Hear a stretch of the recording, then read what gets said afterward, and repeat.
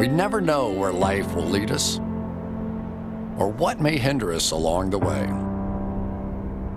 But while every day can feel like one big question mark, it doesn't have to.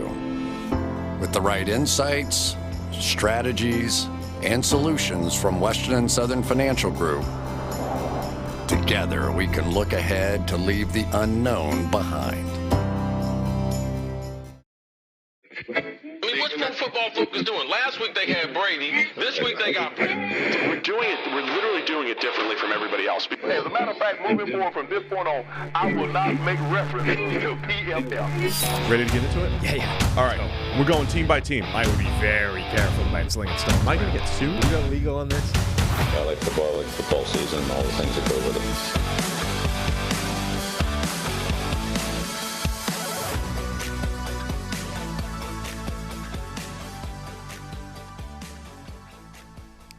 Welcome into the PFF NFL podcast. Steve Palazzolo, Sam Monson, right here, Monday morning, 7 a.m., head-to-head with Good Morning Football every single week. We're not in London, though.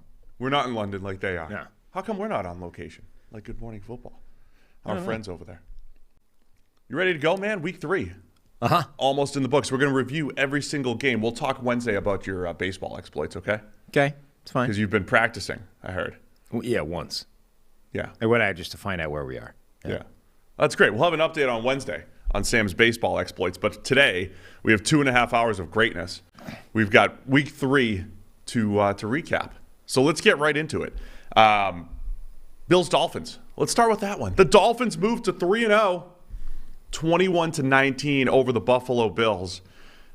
We called this on the PFF NFL Daily. I was referring to it as a heavyweight battle.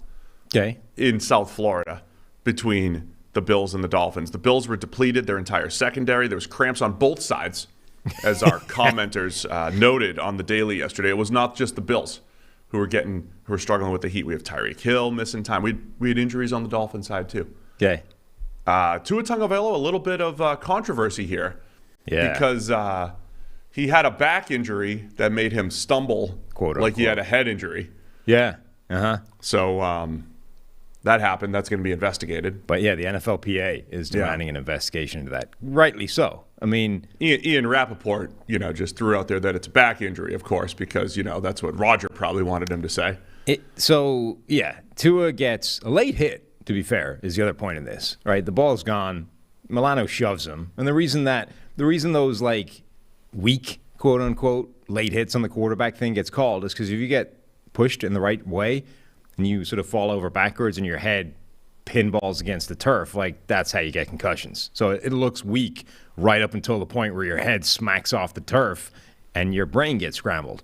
That's what looked like it happened to Tua. Tua stands up, is immediately shaking his head with that, Looney Tunes cartoon type of thing, and then takes a couple of steps, tries to jog it off, and seizes up and just kind of collapses. And then from that point on, looks extremely wobbly and has to be helped off the field. Yeah, as you said, the official party line is that, they discovered it was a back injury that had seized up after, earlier getting tweaked in a quarterback sneak. Where that doesn't make sense is that Miami themselves listed it as a head injury, Right. So, okay, immediately we've got some cross wires here in the official party line. The other thing is, it doesn't matter.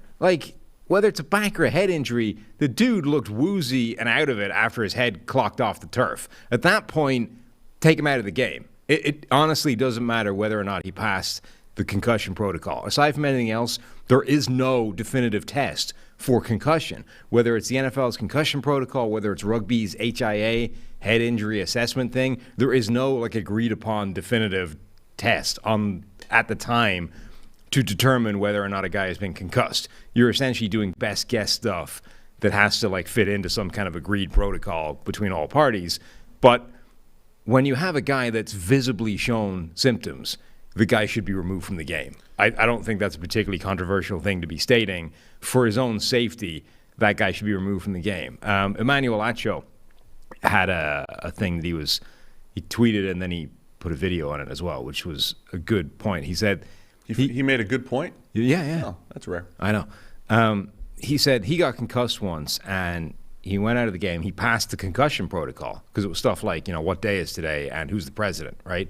He was like, well, I'm playing football, so it's Sunday, and the president is the president. But he said, so he went in, played the rest of the game. After the game that day, drove home and didn't know which house was his. Like, got as far as his street and then had no idea where he lived. Wow. So the fact that you were able to pass the concussion protocol is kind of irrelevant. For a guy displaying that level of symptoms, he should not have gone back in the game. And I think the NFLPA is absolutely right to demand investigations into what exactly happened there. So he came out for a little bit. Teddy Bridgewater had 2 pass attempts. Then Tua comes back into the game. It was a back-and-forth battle. The Bills go up and down the first drive of the game, score again on their opening drive, go for it on 4th down. And looks like, hey, this is the Bills, right? This is the powerhouse that we've been talking about here. But it ended up being a battle. The Dolphins just stuck with it. They're going back and forth. The Bills dropped back about 70 times with Josh Allen, 42 for 63 for 400 yards. And Allen really, it's a weird game for him because he had so much on his plate. He was the leading rusher. Andy dropped back a million times. He also fumbles twice and tries to throw. He didn't throw an interception, tried to throw multiple interceptions, including what would have been a game ender. They're sitting there driving at the very end, 4th and goal to go.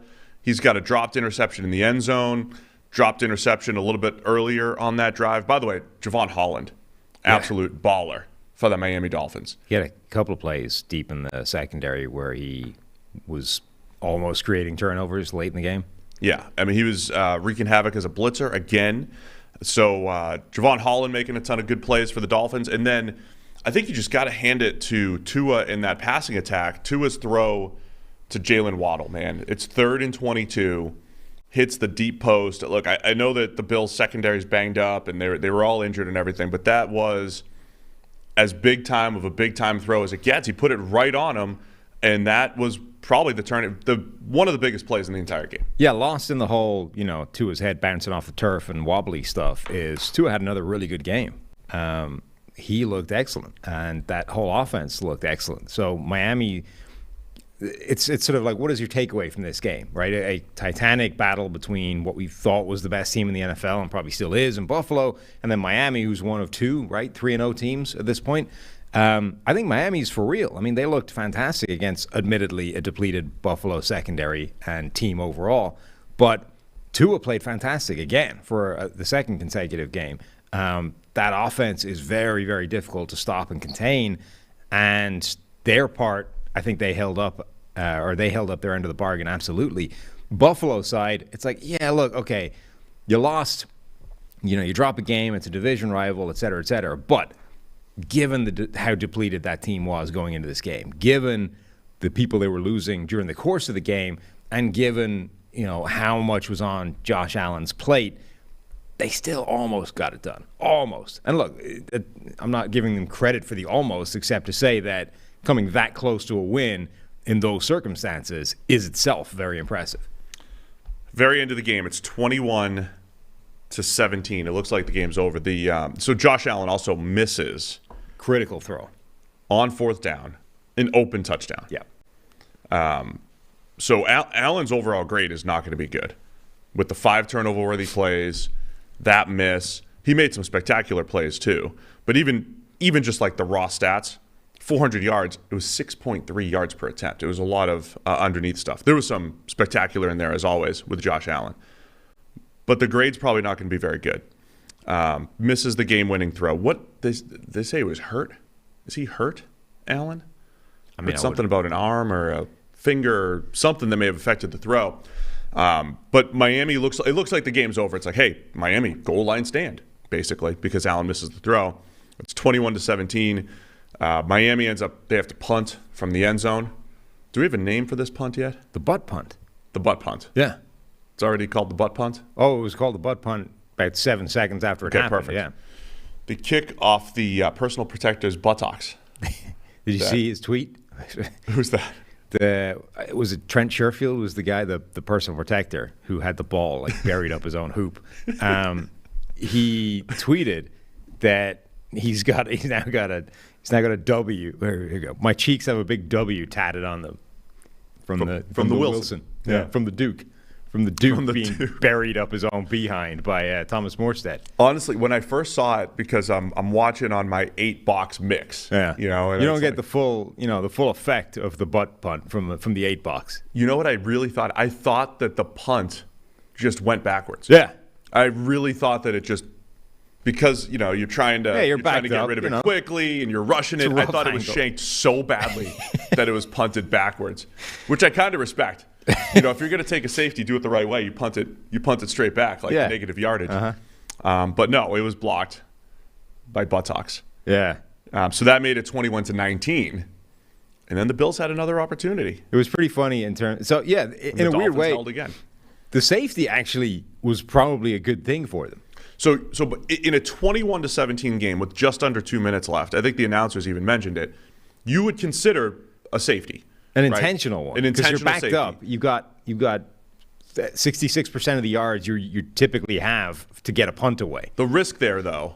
Here's what you're risking. If you punt from the end zone, of course it could get blocked and whatever. But you're probably going to give the ball to the Bills at about the 50, right? As far as because they're going to give it maybe even better. And but they need a touchdown, and you already just made a stand to stop their touchdown drive. If you take the safety, you lose 2 points. You're only up 2. Yeah. But you get the free kick. You'll probably give it to them at the 25, 30-yard line, but they only need a field goal. So that's the risk that you're weighing there. The Dolphins chose to punt it and ended up with the second choice, which was the safety. Mm-hmm. And, that was it. There is a glorious photo of the butt punt where it's taken basically at the moment of impact, where it does look like the ball is fairly firmly buried, right up the rear end of Trent Sherfield. That can't have been pleasant from his perspective. No. Kind of felt good, No. Line drive off your butt. Anyway, good for the Dolphins, man. That was an impressive battle. I know the Heat had an effect. Injuries in Buffalo secondary, but Miami had injuries too. Again, I have to say that, right? I can't be biased here, Sam. It did. I mean, I would like to know what the breakdown was of number of injuries, because it did seem like Buffalo was suffering more. Which, to be fair, is kind of the point of this is a legitimate home field advantage from Miami, albeit one that might only last September. But they're playing in the baking sunshine. The on-field temperature is upwards of 100 degrees. Miami's in white, Buffalo's in dark blue. Buffalo is the one team with the sideline in the sunshine the whole way. Miami is in the shade on their side of the field. Buffalo, by the end of that game, looked spent. Also, they also look pretty sunburned. Sun can be nasty in South Florida, Steve. And Mike McDaniel's over there in a hoodie on the sideline. I don't understand that. I would need the lightest of lightweight T-shirt and a fan and a cool drink, and he's over there in a hoodie. Admittedly, he rolled up the sleeves at one point, so it must have been very hot. But I don't understand choosing to be in that level of discomfort. No, I don't understand that. Even training camp this summer, I went going to training camp. There's all these coaches just rocking hoodies, 90 degrees and humid in August. What's going on? I understand long sleeves in terms of sun protection, but like that Under Armour thing that you have, where it's lightweight but long sleeve, so it will cover. The red one that I wear on. Yeah. I'm going to be wearing it pretty much every daily once it gets cold. It will cover the skin, but it's not warm. No, and I hate wearing that's heat gear. Yeah, and it's very uncomfortable during. But they're wearing things like this in 90-degree heat. No. Important question for the fans: would you rather wear a hoodie in 90-degree humid heat, or sleeveless in the snow? Sleeveless in the snow, without a second thought. Yeah. I hate sweating to the point where it is dripping. I can't. No. Yeah. There's some. I don't know what the. I think I'd rather sweat still. No. I think I'd still rather sweat. I would. This is an important question. Can we get that poll? I don't stop wearing shorts until the temperature drops below 25, at which point it actually starts to damage the skin and stuff. But that's where now it's too cold. Yeah. Al McGrath reminds us we had the butt fumble. Now we have the butt punt. Don't forget the butt pick. We had a butt pick a couple years ago by Marshawn Lattimore. Rookie Marshawn Lattimore had a butt pick of against Matt Ryan. Yeah. That was the year where Matt Ryan's turnover-worthy luck was absurd. Yeah, made no sense. Anyway, so the Bills still put pressure on the Dolphins. Pass blocking grade of 39 for the Dolphins. And Tua continues to put up massive stats. Again, that Waddle 3rd and 22 play, just huge. And you see what the Dolphins are capable of. Even if it was less consistent in this game, you see what they're capable of as far as the big plays go. That's how they were able to make that comeback last week. That's how they were able to make the comeback in this game. There was also one of the biggest plays was Matt Milano dropping a pick six. Remember, Matt Milano had a pick six on Monday Night Football against the Tennessee Titans. He had another opportunity for that. That was the only turnover-worthy play for Tua. Which is the second week in a row that's happened. Which one? Tua? Tua's had a clanger in the midst of a very good game otherwise. Yeah. Yeah, I mean, look, that's the Jimmy Garoppolo aspect of Tua. I would say there'll be not just like a force into coverage, but just a bad misread. You know, they're extreme turnover-worthy plays sometimes with Tua. But I got to give him credit for him bouncing back from the back injury that looked like a head injury, hitting Waddle on the 3rd and 22, a couple big-time throws in there, and the Dolphins move to 3. So one other guy two other people that I wanted to mention in terms of impressive games. Melvin Ingram just kept showing up with big plays. Oh, that's what I wanted to say. Ingram. Just sign Melvin Ingram every offseason. Always. Melvin Ingram was the best edge rusher on the Chiefs last year. He was the best pass rusher, or the best compliment that TJ Watt has had as an edge rusher when he was with the Steelers, and for some reason they just took away his playing time. He showed up here. Those plays where like Josh Allen is unstoppable because he can outrun linemen, he can run over DBs. Like they got him one-on-one into open space down by the goal line, and Melvin Ingram shut him down. Like one-on-one in space, Melvin Ingram tackled Josh Allen, stopped the play there. He also chased down he chased down Isaiah McKenzie late in the game to kill it, to end the game. Like he was the guy chasing him down from behind. By the way, that last little sequence is probably worth talking about. So, two things. Buffalo was one of a number of teams that seemed to absolutely butcher the last few seconds just before the half. 3 or 4 teams made an absolute balls out of their pre-halftime little sequence of plays. Couldn't get the playoff, ended up going into halftime, blah, blah. Late in the game, again, they got the ball back. They're driving. Their play to Josh Allen makes a miracle happen, gets it off to Isaiah McKenzie, who was sort of trapped in the middle of the field. Really quick, can we get the Ken Dorsey? You want Ken? Yeah, so Tyler, we gave you no preparation here, but Ken Dorsey's... I've tweeted it if you want the video. Yeah, Sam's Twitter or just Ken Dorsey's reaction. We'll just call it a reaction late. So McKenzie has the ball in space. He catches it. It's in the middle of the field. Time is running out.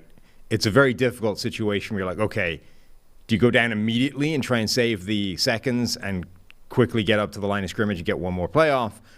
Or do you try and make it to the sideline, stop the clock that way, or just get all you can in terms of yardage? Anyway, he's sort of trapped. He heads towards the sideline.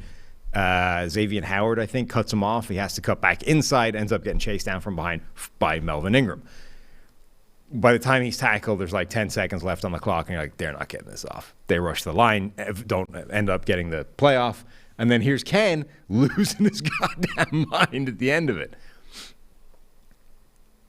My favorite part of this video is the dude with the hand right at the end trying to save it, This is all broadcast live on CBS. Oh, I could just keep rewatching. Where's the hand? Who's the thing at the end?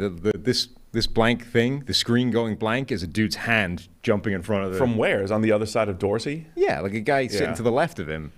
Because the thing is, right, this is being broadcast live on CBS. The guy next to him is just picking up his stuff. Yeah. And they get the TV feed, but it's like a couple of seconds delayed, right? So what is happening here is Ken is losing his mind. The guy sitting there, there's like a 3-second delay, and then that guy goes, uh-oh. And as soon as it takes him to process, it jumps in front with the hand to cut it off, at which point we've only seen 5 seconds of Ken losing his mind. I will say, Sorry, if you're in podcast world, you can... check us out on YouTube where we're showing the clip of Ken Dorsey losing it. So. Yeah. Nick Wright and Daniel Negreanu, weirdly, a professional poker player, were having like an argument on Twitter about whether this was... Nick's point was sort of like, this is pretty embarrassing for a coach to be like, have a full-blown temper tantrum like that. What? Yeah. And Daniel Negreanu was like, no, et cetera. I will say I think the most embarrassing part of it was that was the most feeble temper tantrum I've seen in my life. Ken Dorsey, for people... What would you throw? I think here's the thing. that was controlled emotion. I mean, that was not controlled. You've got a lap. Did he have a laptop there, by the way? It was another tablet. Surface has taken a beating recently in the first couple of weeks of the NFL. Here's the thing. Ken Dorsey. You don't mess with the tab. The headset's easier to replace. For people that don't remember, Ken Dorsey was like a little bit like Kellen Moore before Kellen Moore was Kellen Moore.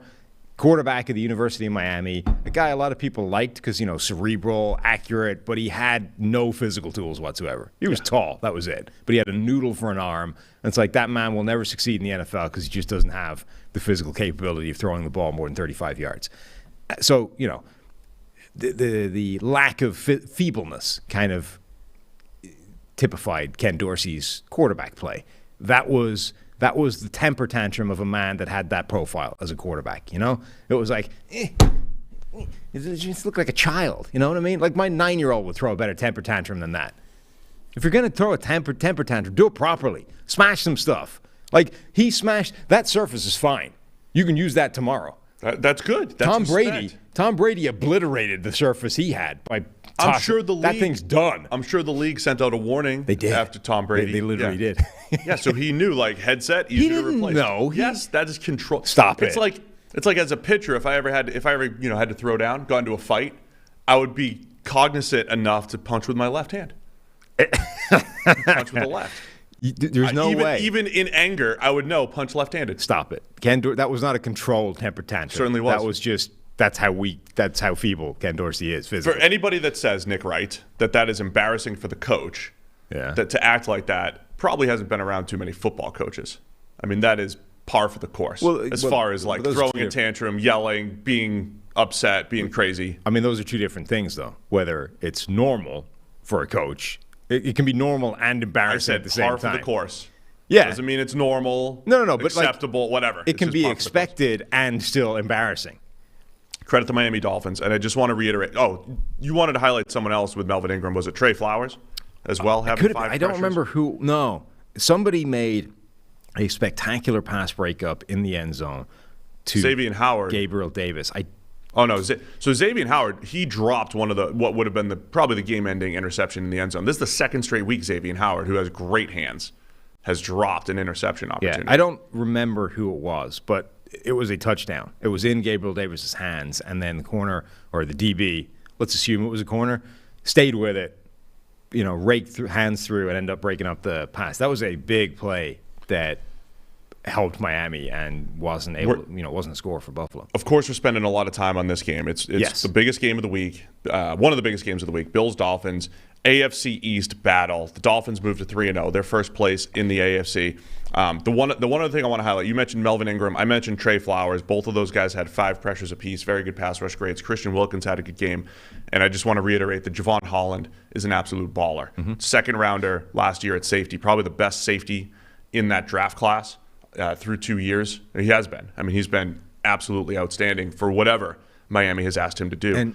But I just want to credit the Dolphins in scraping the waiver wire, essentially, for Melvin Ingram and for Trey Flowers. These are the same types of moves we compliment the Eagles for getting James Bradbury. And the Dolphins have built a pretty nice defensive front here, and we saw them make a ton of plays here down the stretch. One last point. This was a fascinating example of Miami. We question going into this game, what is Miami's defense going to do with Josh Allen? Because we've reached this point where Allen is unstoppable in terms of game plan. Whether you blitz him, whether you drop in coverage, either way, he's carving it up. Miami said, we blitz. That's what we do. We're one of the most blitz-happy defenses in the NFL. We're going to stick with that. They blitzed him 28 times. Now, there was a mixed results in those. He ended up going 17 of 22 against the blitz for 2 touchdowns, no interceptions, 9.2 yards per attempt. Generally, that's a pretty healthy stat line. But they did generate enough problems where it was making his life really, really difficult. Like that's where they had him fumble a couple times. Yeah. Put the ball on the ground. Allen did a good job against the blitz, but it was way more balanced and sort of back and forth and a very intense struggle than that stat line would have you suggest. So I think this was a very interesting kind of matchup where the Dolphins said, no, we're going to keep blitzing him. We're going to make his life really difficult. And if he ends up getting it done, so be it. And he almost did, but Miami ended up just coming out on the right side of that. The NFL action is in full swing here at DraftKings Sportsbook, an official sports betting partner of the NFL. We're talking touchdowns, big plays, and even bigger wins. New customers can bet just $5 on any NFL team to win and get $200 in free bets if they do. If that's not enough, everyone can boost their winnings with DraftKings stepped-up same-game parlays. Right now, for every leg you add, you can boost your winnings up to 100%. With payouts bigger than ever, why bet on football anywhere else? To make things even sweeter, you can throw down on stepped-up same-game parlays once per game day all season long. So download the DraftKings Sportsbook app now. Use promo code PFF to get $200 in free bets if your team wins when you place a $5 bet on any football game. That's code PFF, only at DraftKings Sportsbook, an official sports betting partner of the NFL. Minimum age and eligibility restrictions apply. See show notes for details. All right, let's go to the other, one of the upsets of the week. Indianapolis Colts 20, Kansas City Chiefs 17. By the way, in the last one, how did we do with our picks in the last one? The last game or the last? The last one was bad. We both took the Chiefs here. I know that. In the we both the took Colts. Buffalo in the previous game. It's not a good week for either of us. Much worse week for you than me, but a bad week for both of us. Bad season for me. I have 7 wins with a game still to go, so the best I can do is 500. You have 4? Whatever. Sam, Steve, and the viewers all picked the Chiefs to cover. Our take was that Patrick Mahomes owns Gus Bradley and his defense. Which, by the way, as I ran through the numbers the other day, it wasn't really the case historically. It was definitely the case last year. Yeah. But in this one, it was pretty the case historically, just a lot less. Just less than just last year. The Colts played really tough up front. It was like the last Colts game that they won against the Chiefs a few years back, where they ended up just kind of like they averaged 3.4 yards per carry, the Colts.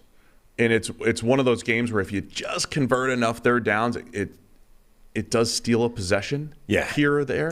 This game just made no sense. But it really comes down the controversy at the end, though. The Colts had no answer for the Chiefs blitz. The Colts were just like letting the seas part. Come on through, blitzers. And Matt Ryan had not a prayer most of the time.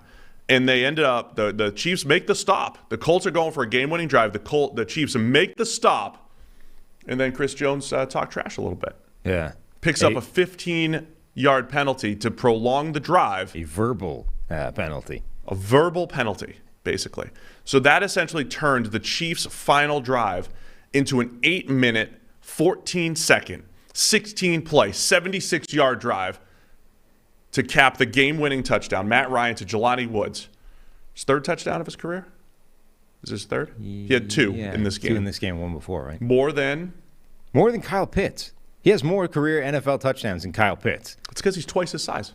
Why can't Atlanta get superstar elite receivers into the end zone? We don't have time for tangents. Okay.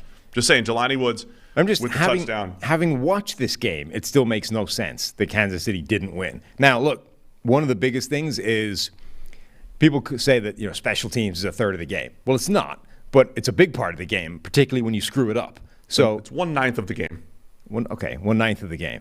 The Chiefs' 9th in this particular game was awful and cost them the game. Sky Moore, my guy, was terrible as a punt returner in this game. It muffed the first punt, so immediately the Colts are set up right in the shadow of the Chiefs' end zone, end up scoring a touchdown in that play. So from Kansas City's possession, essentially, Sky Moore being unable to catch a punt led directly to an Indianapolis touchdown. So immediately they're in a hole. They also missed kicks. They missed a field goal. They missed an extra point. They botched another return where Sky Moore, presumably traumatized by dropping the first one, decided, you know what, to hell with it. I'm going to run right away from this one. I'm not even going to try and catch it. Only it then bounced, and they were able to down that at the one. They had a botched fake as well. They went for a fake 4th down, and the whoever it was throwing it, the punter, took a shot at it, and the guy just wasn't ready for the ball, whatever. People were making the point that were I to go for it on 4th down, I might just keep Patrick Mahomes on the field and, give him the shot at passing the ball. Perhaps. A valid argument. Anyway, the point being... the third phase.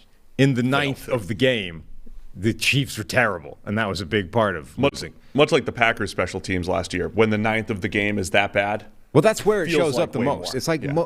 generally speaking, special teams is special teams, and the difference between good, bad, or indifferent is, Creep back toward average. yeah. That's better. But it really shows up when your special teams makes an absolute mess of a game. That's where you realize it's important not to be disastrous. It's not that important to be good, average, below average, whatever. It's all the same. But just don't be horrendous. To give Gus Bradley credit, he didn't blitz Patrick Mahomes like crazy. Like he never does. I mean, that was never going to be his game plan. But Mahomes was only blitzed twice. 0 for 2 on the 2 blitzes that the Colts threw at him. As I mentioned, when the Chiefs, it was just amazing how many times the Colts allowed free rushers. And that's on Matt Ryan, too. I mean, and he went 7 of 10 for 89 yards. He did complete some passes, but he had a turnover-worthy play in there that didn't show up, and 3 sacks. They didn't have protection answers for those plays. But it didn't matter. It was one of those, the Colts converted just enough first downs to keep the ball. And it does show you just how dependent on sort of the occasional single play football can be.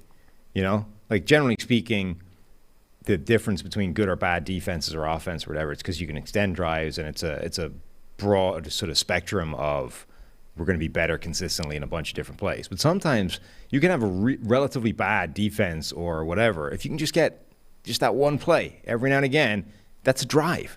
And against teams like Kansas City, that's what you're talking about. It's stealing drives because they are generally so efficient at scoring and so productive. You just need to figure out a way of stopping them one time and get off the field and try it again. Another huge play that loomed. It's 17-13 Chiefs. So they ended up scoring only 17 points, right? They missed the field goal to go up 20-13 before the Colts' final drive. Probably Mahomes' best throw of the day. Back shoulder corner route to Travis Kelce, and gets dropped in the end zone. You don't get a whole lot of back shoulder corner routes, but it's a feel thing. I've seen Brady and Gronk used to do this every now and again. Mahomes puts it in a great spot. Kelce adjusts his body, just drops it. Mm-hmm. They would have been up, at least 23-13, probably 24-13 with the extra point, and it's a moot point. I mean, it comes down to those handful of plays. So that's the Colts won the game, obviously, but the Chiefs may have lost it. Yeah. Chiefs lost this game, too, between all the special teams gaffes that you mentioned, dropping a touchdown to go up 2 scores with 8:53 in the fourth, right? Yeah. This would have been in the fourth quarter. Colts would have had to put together 2 touchdown drives. It's always unfortunate when a guy who, generally speaking, is, one of the biggest reasons a team is winning ends up being one of the biggest reasons they don't win. Like Travis Kelce, early in this game, they were going to Travis Kelce whenever they needed a play. He was the guy. And he was making plays. He looked really good. He's always really good. And then he becomes the guy that drops. Okay, it's not the easiest catch in the world. He's got to adjust late. It is behind him, but for a reason. Like it was intentionally thrown that way. Yeah, that was thrown there on purpose. Yeah.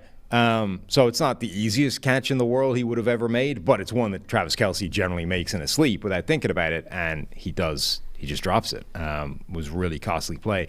The Jelani Woods thing is fascinating because he was this, for anyone that kind of doesn't remember him as a draft prospect, a lot of people liked him coming out from Virginia. He's this monstrous physical specimen at tight end, 6'7", over 250 pounds. Workout numbers were incredible. And it's like, all right, he wasn't tremendously productive in college, but just look at the untapped potential here. And we saw in this game that he reminded me of when I was playing in Ireland. And, we get this thing where because you're 9 foot tall, people think I'm 5'1". Did you send this Tyler? Yeah, Tyler should have the picture. Okay. But because you're 9 foot tall, people think I'm like 5'1". But I'm like 5'11". I'm a normal sized human being. But normal size, there are still giant people out there like you and like Jelani Woods and like some dude whose name I can't remember that was playing in the Irish League for Craig Gavin. And when I was playing safety, there's a picture of me trying to cover this guy in the end zone, and he's, again, like you, he's like 9 foot tall, and I'm like jumping in the air with a hand on his shoulder trying to break up this pass, and it looks like I'm a child next to this guy. Well, that's what, there you go, there's the picture. Look, so I'm like airborne. That's anybody trying to cover Jelani Woods. Yeah, basically. that's what Jelani Woods makes NFL players look like. When you've got a safety on that guy, that's what it looks like. Yeah. A normal-sized human being safety, a 6'1", 210-pound guy is made look like a child by Jelani Woods in the end zone. That's basically what it is. It's insane the size difference this guy has over normal DBs trying to cover him. My notes on Jelani Woods were basically, I want this guy on my team. I mean, he's big, moves well enough, soft hands, catches the ball. Got some work to do in some other areas, but man, just want him on my team. He ends up having the 2 touchdowns. So it's 2-1.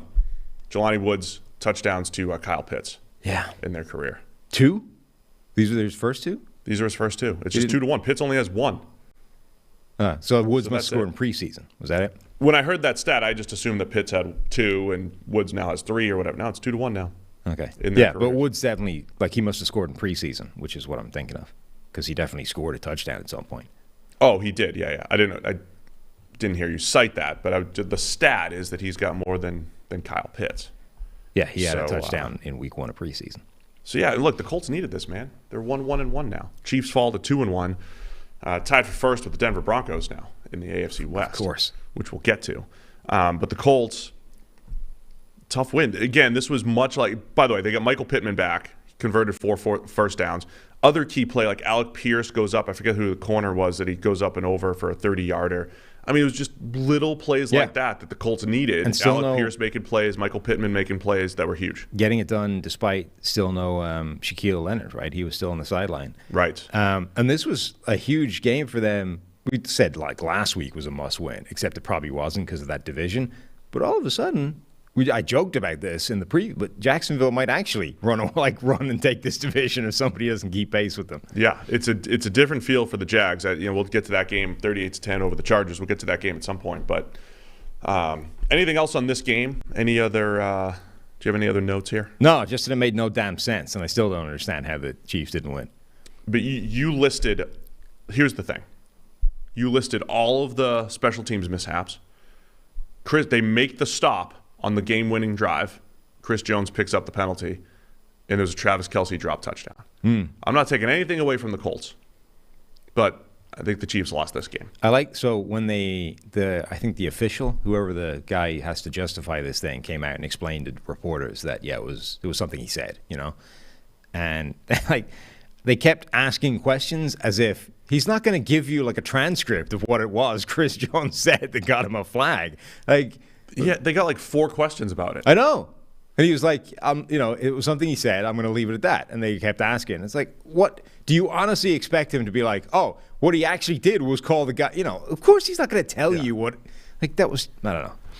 Look, officials aren't perfect. I would like to think that it was bad enough that it warranted a flag, given the rules of football. Look, I'm generally in favor of the idea that officials should have to justify decisions they make and explain what happened in sports and generally all situations.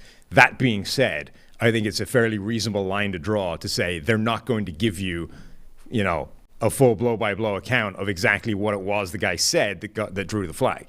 We had 97 votes in the hoodie in the heat versus sleeveless in the snow debate. Thank you, Tyler. That was well done. If we had 97 votes, we should at least have 97 likes. And you have 27. Right? That's a lot less. So nail that the like button. Hit the like button. The thumbs up. Uh-huh. But hoodie in the heat wins 52%. Well, that's just it's insane. A 47% over sleeveless in the snow. No, that's foolish. Must have been 53-47. Some rounding errors in there. That's only 99% of the precincts have reported. Hoodie in the heat wins. Yeah. Wow. All right. Shocking. And it's wrong, but fine. Baltimore Ravens 37, New England Patriots 26. This game was a little crazy at the end. It was like every time a team made a comeback, they fumbled. Yeah. Or they looked like, all right, now they're going to make the comeback. They fumble, turn it over, whatever it is. End of the game, Mac Jones gets rolled up on, looks like a high ankle sprain. Was the last throw? I think it was the last. Yeah. Because he certainly didn't have another one after He did not have a throw after that. Weird. It was a very weird game for Mac Jones. Lamar, once again, this is kind of like the MVP caliber season. Yeah. Where he has 4 touchdowns on just 29 pass attempts. Of course, one's a shovel pass in there. I like to put asterisks next to those. But Lamar is a runner, 110 yards before he started taking knees and killing his rushing total at the end there. So Lamar does it's like the reverse Kirk Cousins. Another huge game for him. Rashad Bateman with some big plays. Mark Andrews has a contested catch touchdown, which I think is more Mark Andrews than the throw. Yeah. Got to preface that. Mark Andrews just up and over Devin McCourty just before the half. He also had an absurd one-handed snag in the game. I've seldom seen a guy catch a pass one-handed as easy as Mark Andrews makes it look. There's something about the speed with which he does it. So a lot of players can, you can cushion the ball coming into your one hand and kind of let it and then get hold of it and blah, blah. Andrews just like the ball is coming and he just snaps out of hand, snags it, and it's in. And you're like, whoa. I think he's gotten better at that since his Oklahoma days. I thought he was a really good, shifty route runner and all that stuff. But then at Oklahoma, I don't think he was great at adjusting to off-target throws. He's been, I think, much better at that at the NFL level. This was a career high for Mac Jones in terms of big-time throws in a game. He had 5. He's never had more than 4 before in a single game. By the way, the 4 came in his debut. So he had 4 in his debut, and then I don't think he's had more than 2 or 3 since then in a single game, and then had 5 in this game. Now, they were countered by a bunch of turnover-worthy plays and some bad in there. But I mean, it was the complete opposite of I don't want to say the Mac Jones narrative, but even just like how Mac Jones is generally described, right? Game manager, he's going to make good decisions, hit the underneath stuff. He was hitting him and Devontae. This is Devontae Parker's breakout game. Devontae hit him with a nice back shoulder, over routes. I mean, Mac Jones was hitting some of these downfield throws, but then they get into the red zone, a couple bad interceptions, forced passes. So Mac Jones ends up with no touchdowns, 3 interceptions, as you mentioned, high big-time throws, high turnover-worthy play rate. This was like the Mahomes game a couple years ago. We were like, this was Texas Tech Mahomes. This was like Mac Jones playing like Texas Tech Mahomes with volatility here. So this was like, if you're New England and you're trying to work out what this offense needs to be and what it needs to do, this was one of those games. Sometimes you have the choice to kind of run and tinker with the offense and adjust to how you're. Sometimes the game flow just forces you into it. That was what happened in this game. Like New England just got forced into having to play a little bit more like this and having to chase the game and having to try and make some big plays to counter what the Ravens are doing. And all of a sudden, it's like, well, hang on, Mac Jones can actually do this. Now, okay, look, it didn't come without cost. There were turnover-worthy plays in there. There were mistakes. But, like, Mac Jones made some pretty spectacular things happen in this game. There was a 4th down where it went to hell pretty early and Mac Jones was able to run around. He did a lot with his legs.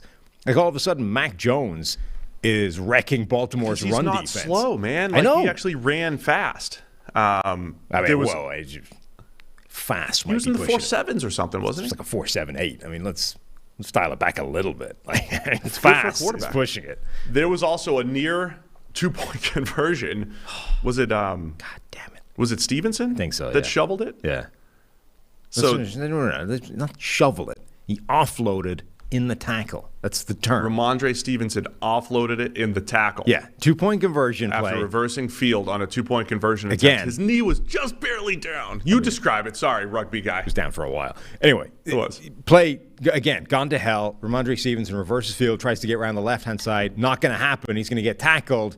But Mac Jones is standing there.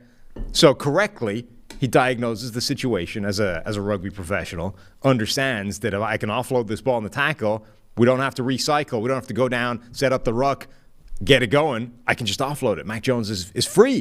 And if he gets the ball, he's gone. He's going to walk in for the 2-point conversion. Only problem was Ramondre Stevenson's knee was on the ground, so the play's dead. Doesn't count. I, frankly, think you just let it go because that was a rugby play, and that's how it should be used. A wise upload. The 49ers. Offload. So I have a bunch of sticky notes in my office at home. I have a block of sticky notes where it's set up there's like an offensive line drawn on them and a line of scrimmage. You know what I mean? So you can draw plays quickly. I have a bunch of sticky notes drawn up that have accidental or deliberate rugby plays essentially drawn up on them, where a football play happens in such a way that it actually would be amazing if you had a designed lateral in there.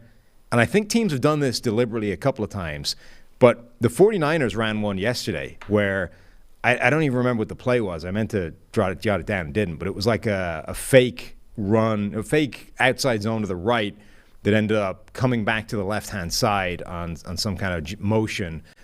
And then Brandon Ayuk was the left wide receiver out there who was supposed to kind of lead end up becoming a lead blocker. But if he'd actually hung back, he could have been the overlap man on the 2-on-1, lateral it out to Ayuk, who's wide open on the sideline. It's rugby play.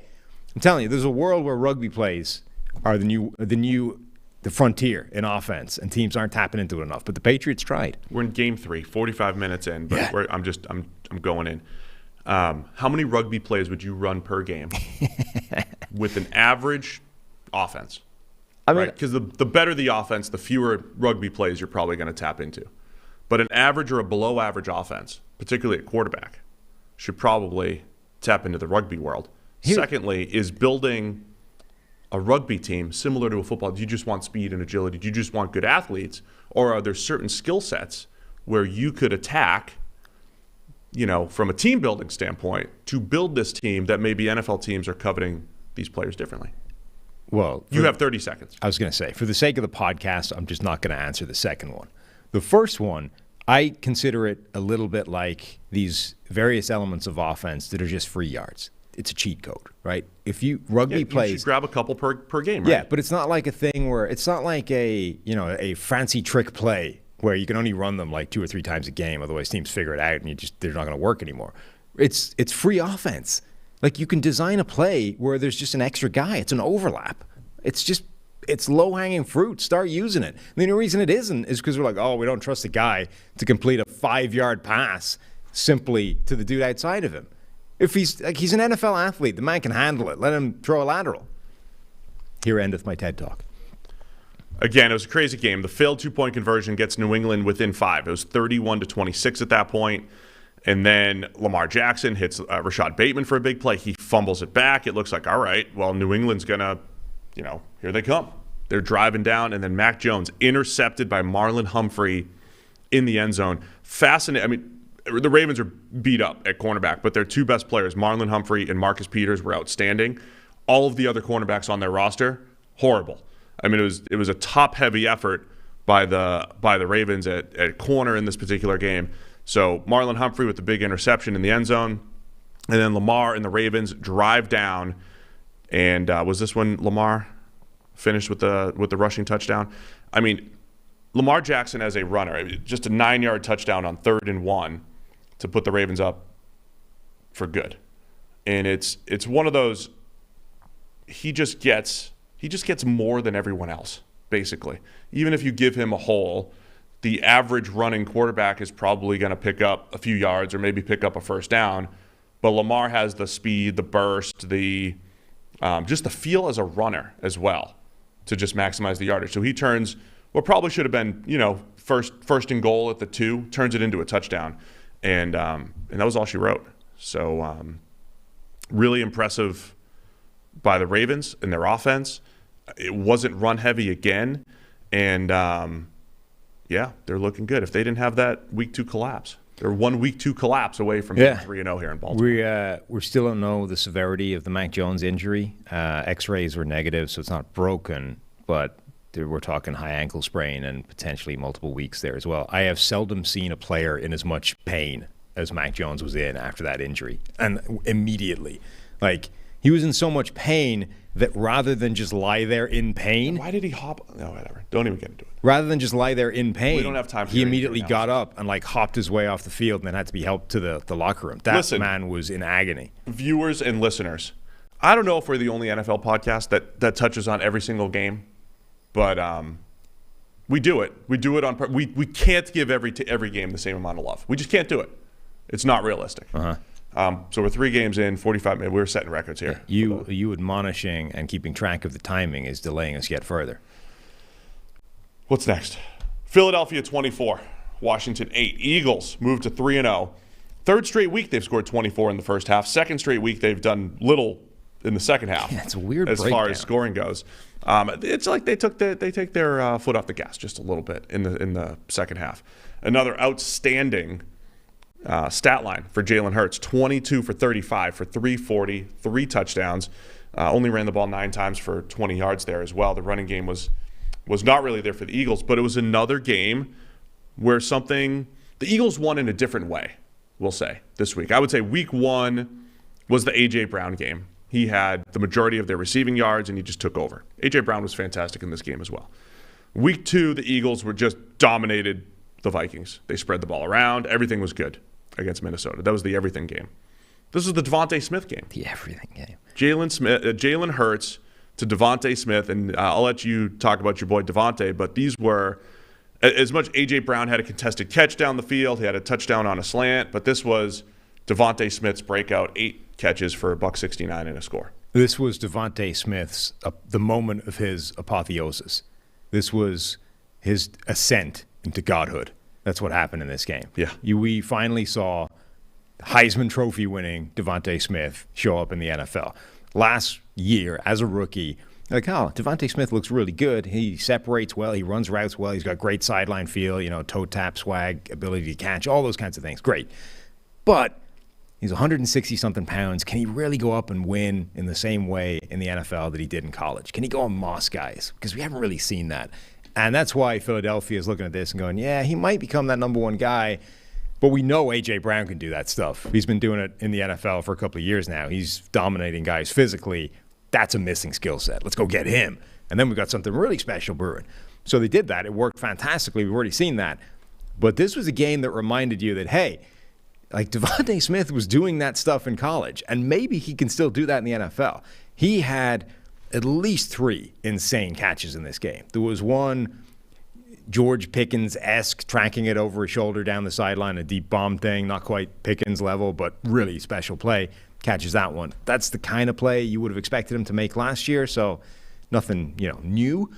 But then there were a couple of, he just went up and mossed people, like in double coverage, just goes up higher than everybody else, catches it, brings it down, does the same thing a couple plays later or a play later in the end zone for a touchdown. This was a moment where Devontae Smith said, hey, we might have 2 number 1 guys. A.J. Brown's great, but I might actually end up being, this number 1 receiver that you thought you drafted, even though I'm 166 pounds. Yeah, it makes the Eagles all the more dangerous right now with the ability for Devontae Smith to have a game like that. That was fantastic. They also had was a 23-yard touchdown to Dallas Goedert on a screen. It's almost like everything the Eagles are doing right now. It's very much like 2017. It is very much like their Super Bowl team. And remember, they still have 2 first-round picks next year. They're 30-something million under the cap next year already projected. Yeah. They have a ton of wiggle room going forward. Like, this isn't something that is coming together now, and if it doesn't work, they're screwed. They're in a great position.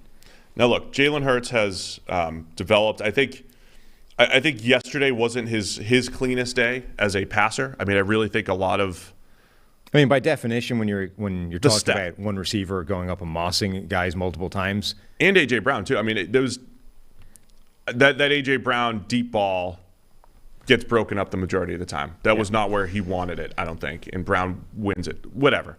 All I'm saying is, it wasn't the cleanest passing game for Hurts so far out of his 3, and the stats are still ridiculous. The Eagles, I don't want to sit here and go back and rehash the Eagles, but a year ago at this time, it felt like a rebuild, right? And we do have an email question, which maybe we'll touch on Wednesday. Does a team ever really tear it down and build it back up again? I think the Eagles, they didn't tear it down, but they might be the blueprint for the rebuild, right? I mean, they were still kind of holding on to their Super Bowl roster for a couple of years, and they've turned it around here in the last year and a half at an incredible rate, which includes, like you're saying, still having good offseason draft capital and cap space and all that stuff. But it's the development of Jalen Hurts that lets that happen, right? To be able to invest. But they're in also, all I these think, positions. an example of how you can hedge at quarterback. We're in this binary world where we have to debate constantly, is this quarterback capable of being a top 10 guy that like the Matt Ryan inflection point, which is probably no longer applicable. We need a new Matt Ryan line. But is a quarterback better than that or worse than that? If he's worse, you blow it up, you start over, you go in a different direction. If he's better, you can build something and go to a Super Bowl. The Eagles were sort of trapped in that world where it's like, is Jalen Hurts ever going to be better than that? I don't know. But as long as we don't know, let's put a Super Bowl team around him and see what happens. And if he isn't, we'll keep maintaining the 2 first-round draft picks every year so that we can go and pivot in a new direction and try and get a new quarterback if we need to. But if we put a great team around him, we're only helping. So the Eagles, I think, kind of hedged at quarterback a couple of times now. And Jalen Hurts has consistently gotten better every single season. Looks better this year than he was a year ago. And we still don't really know if he's above that point. But right now, it doesn't seem to matter because the Eagles have successfully built what appears to be a championship caliber team around him. And then you don't even need, at that point, him to be above that line all the time. Well, then you just need him to be above that line for a few games at the end of the year. Because he's a second rounder, next year's the last year of his contract, and that's going to be the whole next. Jalen Hurts earned his second contract. What's he worth? But I think the point is that they've shown there is a different way of doing it than this binary yes or no declaration on the quarterback. Yes, we roll. No, we blow it all up and stuff. Like, they've shown that you can kind of hedge this thing better and proceed with the assumption that he might be that good, but with the contingency that if he isn't, we can easily pivot away. Carson Wentz sacked 9 times. There was a point in the game at in the third quarter. It was like middle of the third quarter. You said they had -4 passing yards. Oh, so at one point, I have the screenshot here. I'm not sure when it was in the game, but the Eagles have 323 passing yards and Washington has -1. Right, because again, for team passing yards, the sacks count as negatives. Yes. And Carson Wentz sacked 9 times for -58 yards. Jordan Davis only rushed the passer 14 times but had 4 pressures. So he was rushing the passer. Is the Brandon Graham bet on? You said no. You declared no after. Oh, we're going to need the interns multiple times. Brandon Graham had 3 sacks by our numbers. He's up to 4 this year. We got a 17-game schedule. Yeah. No way Brandon Graham's going to blow this, right? This is a 15-sack season for Brandon Graham. You probably should have kept it going, but you didn't. That dude could still get after the quarterback. But you had Josh Sweat getting in there. They had Brandon Graham, as I mentioned. They had 8 different defenders notch multiple pressures in the game, the Eagles. Yeah, really impressive effort by their entire defensive front. And they weren't blitzing because they had 8 different guys who were getting pressure. Like, they rotate in that defensive line. They keep everybody fresh, and they're able to get tons of pressure with just 4 rushers. That jackpot scenario that we were talking about. Their pressure rate even wasn't, it was very good. But Carson Wentz, man, when he is under pressure, is just staring at the rush. Well, not just when he's under pressure, but just doesn't feel pressure in addition to reacting badly when he gets pressure. I mean, Steven Ruiz posted a screenshot of a play where Carson Wentz was sort of looking to his right and just kind of wandered into a sack. But there's like a wide open area of real estate to the left within the pocket. You know what I mean? Yeah. A guy like Tom Brady or insert random good quarterback here just intuitively just takes a step to his left and is never in trouble in that play. Carson Wentz just doesn't have that feel and never has. So he stands there. He's looking to his right. So it's like I don't know what the principle is, but when you're driving, if you look at something, you tend to hit it. You know what I mean? So if you're a race car driver, you look at the apex in the corner because that will lead you to drive and hit the apex. But it also works when you're like driving in real world scenarios. Like if you stare at a tree going around a corner, you have a tendency to drive towards the tree. Wentz does that quarterbacking, like if he's looking at something, he's just going to lean in that direction and head towards it, which can be problematic. We learned that at driving school. Oh, there you go. See? Yeah, when we were at the BMW Performance Center last spring, building our team here at PFF. You got to look at you got to look. Got to look at the apex and they were like, "You're going to do it wrong. You're going to do it wrong. You're all going to do it wrong." Yeah. You got to look at apex. Yeah. Well, that's what Wentz does, but not with quarterbacking. Not an apex looker. Right. He looks, and he immediately just heads off in the direction he's looking. Yeah, he's been sacked 16 times this year, and I know everybody's like, "Oh, the offensive line's terrible," but Wentz's sack rate. I mean, honestly, it's just gotten worse since his Eagles days, and the Eagles gave him the most pristine pass protection that he's had. I think we are getting to the point with Carson Wentz where it's like, if it's not complete lockdown with your front 5, it's trouble. I told you I don't mind turnover-worthy plays from Carson Wentz, but not fumbles, right? Like he's fumbling in the pocket when he's maneuvering and all that stuff. I get it. Like he's trying to make these second reaction plays and all that, and that's part of Wentz's game, creating big plays. But you can't just keep putting the ball on the turf when it comes to that. I don't mind a couple throws into coverage from Carson Wentz if it's going to lead to some big plays from Terry McLaurin or Jahan Dotson or whatever it is. But anyway, Eagles dominant once again. Feels like 2017, doesn't it, Eagles fans? Feels like that Super Bowl team. Kind of came out of nowhere. right? Not that the Eagles are out of nowhere, but just immediately felt like one of the best teams in the NFL at the start of the season. And I think that's where we are right now. Guys, don't forget PFF has an app. Go check it out in the App Store. Go download it right now. Go do it right now. Industry-leading fantasy football advice, PFF's exclusive betting dashboards, the latest premium football analysis. It's all in the palm of your hand. When you sign up, leave us a 5-star review, and you can still throw in Super Bowl predictions, apparently. Why not? Just throw them in there. 5-star review, Super Bowl prediction, and on one of our Wednesday shows, we will read our favorite ones. 5-star review, PFF app. Go download it right now. Where do you want to go next here? I'm looking at all the games. Minnesota 28, Detroit 24. Minnesota Vikings. Kirk Cousins with a big fourth quarter comeback here. Game-winning touchdown pass by Kirk Cousins. The stuff we always said he couldn't do. It was a 1 p.m. game against Detroit. It's Kirk Cousins' time, Wow. Not even going to give him credit for this, huh? I mean, I'm giving him credit. I'm just saying that if you're going to get a good Kirk Cousins game, it's going to tend to come in the 1 p.m. slate against Detroit, Yeah, I get it. Weird game for the Vikings offense, right? No Justin Jefferson, 3 catches for 14 yards on only 6 targets after he dominated in week 1. Justin Jefferson, not as much a part of the offense recently here. He had a drop in there that didn't help. Yeah. And another one that was kind of borderline, he could have done better on. Cousins bounced back, though. Disastrous Monday Night Football game against the Eagles.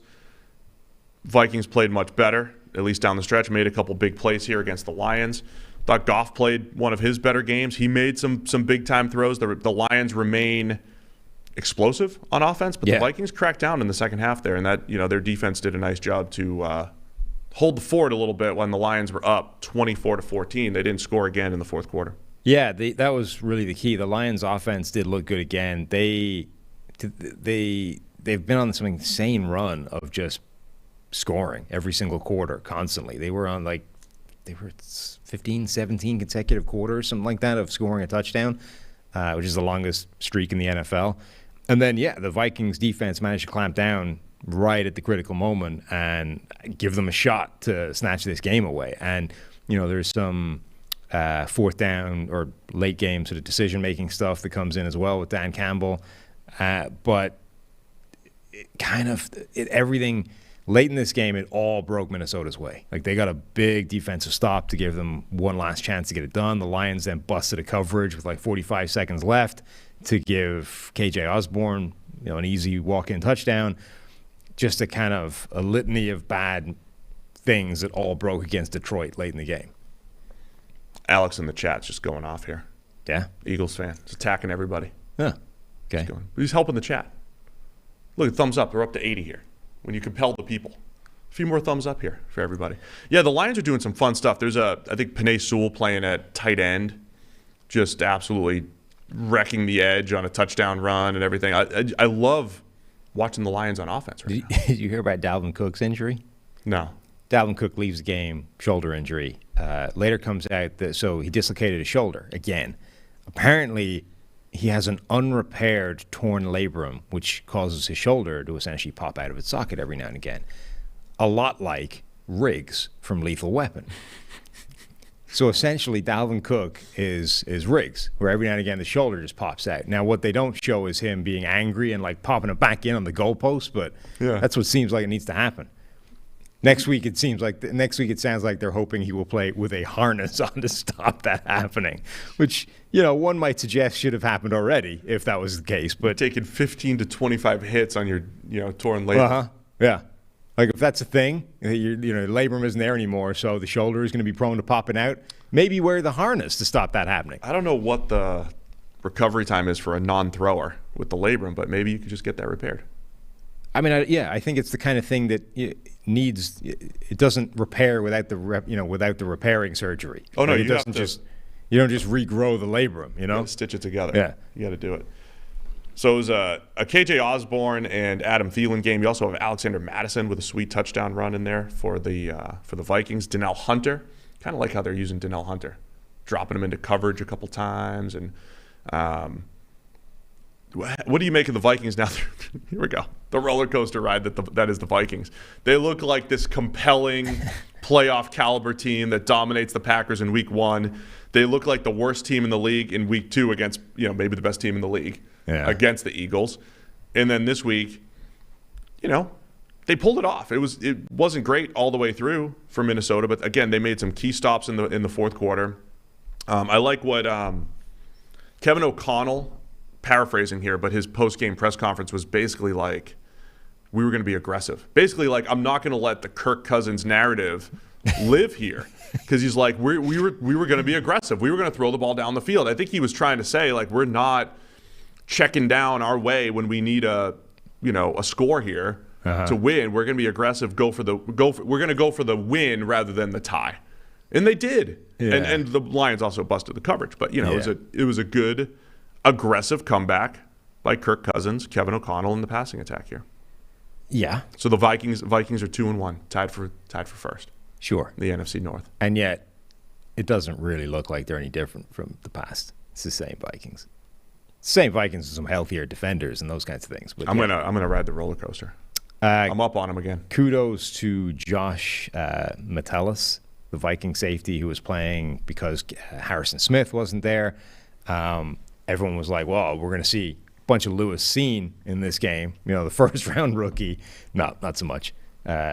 Josh Metellus is in there, and he makes a play late in the game to pick it off and seal the win. Safety is usually not the hardest place for rookies to play, but Lewis Cine's not playing. Daxton Hill, I know Lewis Cine's behind players, just like Daxton Hill's behind players. Yeah, but very different players. Daxton Hill is behind Pro Bowlers. Lewis Cine is behind Cameron Bynum. They love Bynum, though. I know, but I think Kevin O'Connell might be taking that Rams approach where their rookies generally aren't going to play. I got you, yeah. I think Cine might be behind Harrison Smith, though. Well, I mean, look, Minnesota's safety, how independent, they're fairly interchangeable, you know what I mean, position-wise. He on the depth chart, he is probably behind Harrison Smith. Having said that, if you really wanted to get him on the field, it feels like you could put him in there instead of Cameron Bynum and certainly Josh Metellus, but they didn't. Wow, we have breaking news from AP NFL. The NFL is replacing, breaking news here, the NFL is replacing the Pro Bowl. Oh, yeah? With week-long skills competitions and a flag football game. Okay. Well, the skills competition is all anybody wanted anyway, so. Yeah, I just want to see how far Josh Allen can throw. Yeah. That's all I'm interested in. Exactly. All right, Minnesota 28, Detroit 24. Detroit falls to 1-2, but it's an exciting 1-2. Yeah. In Detroit. That's a heartbreaker, man, for the Lions. That's a tough one. Got to learn how to close those games out. Let's go Bengals 27. Is that what no. Let's go Tennessee. Titans 24, Raiders 22. Titans get up early. Another Raiders try to make the comeback, much like week 1 against the Chargers. Failed 2-point conversion at the end to seal the deal for the Titans. I mean, this one's really about it's just another weird game, man. I mean, Derek Carr, I was compelling him. Throw the ball down the field, make some big-time throws. He was doing it in this game. He was flipping the field, especially to my guy Mac Hollins, man. Mac Hollins finally breaking out this year. 8 catches for $158. He had a 60-yarder on 4th and long. Had a touchdown in there. Mac Hollins is the man, dude. Yeah. He looked awesome at UNC. He's bounced around the league. He looked really good at UNC. It's like 5 years later, and he's breaking out here.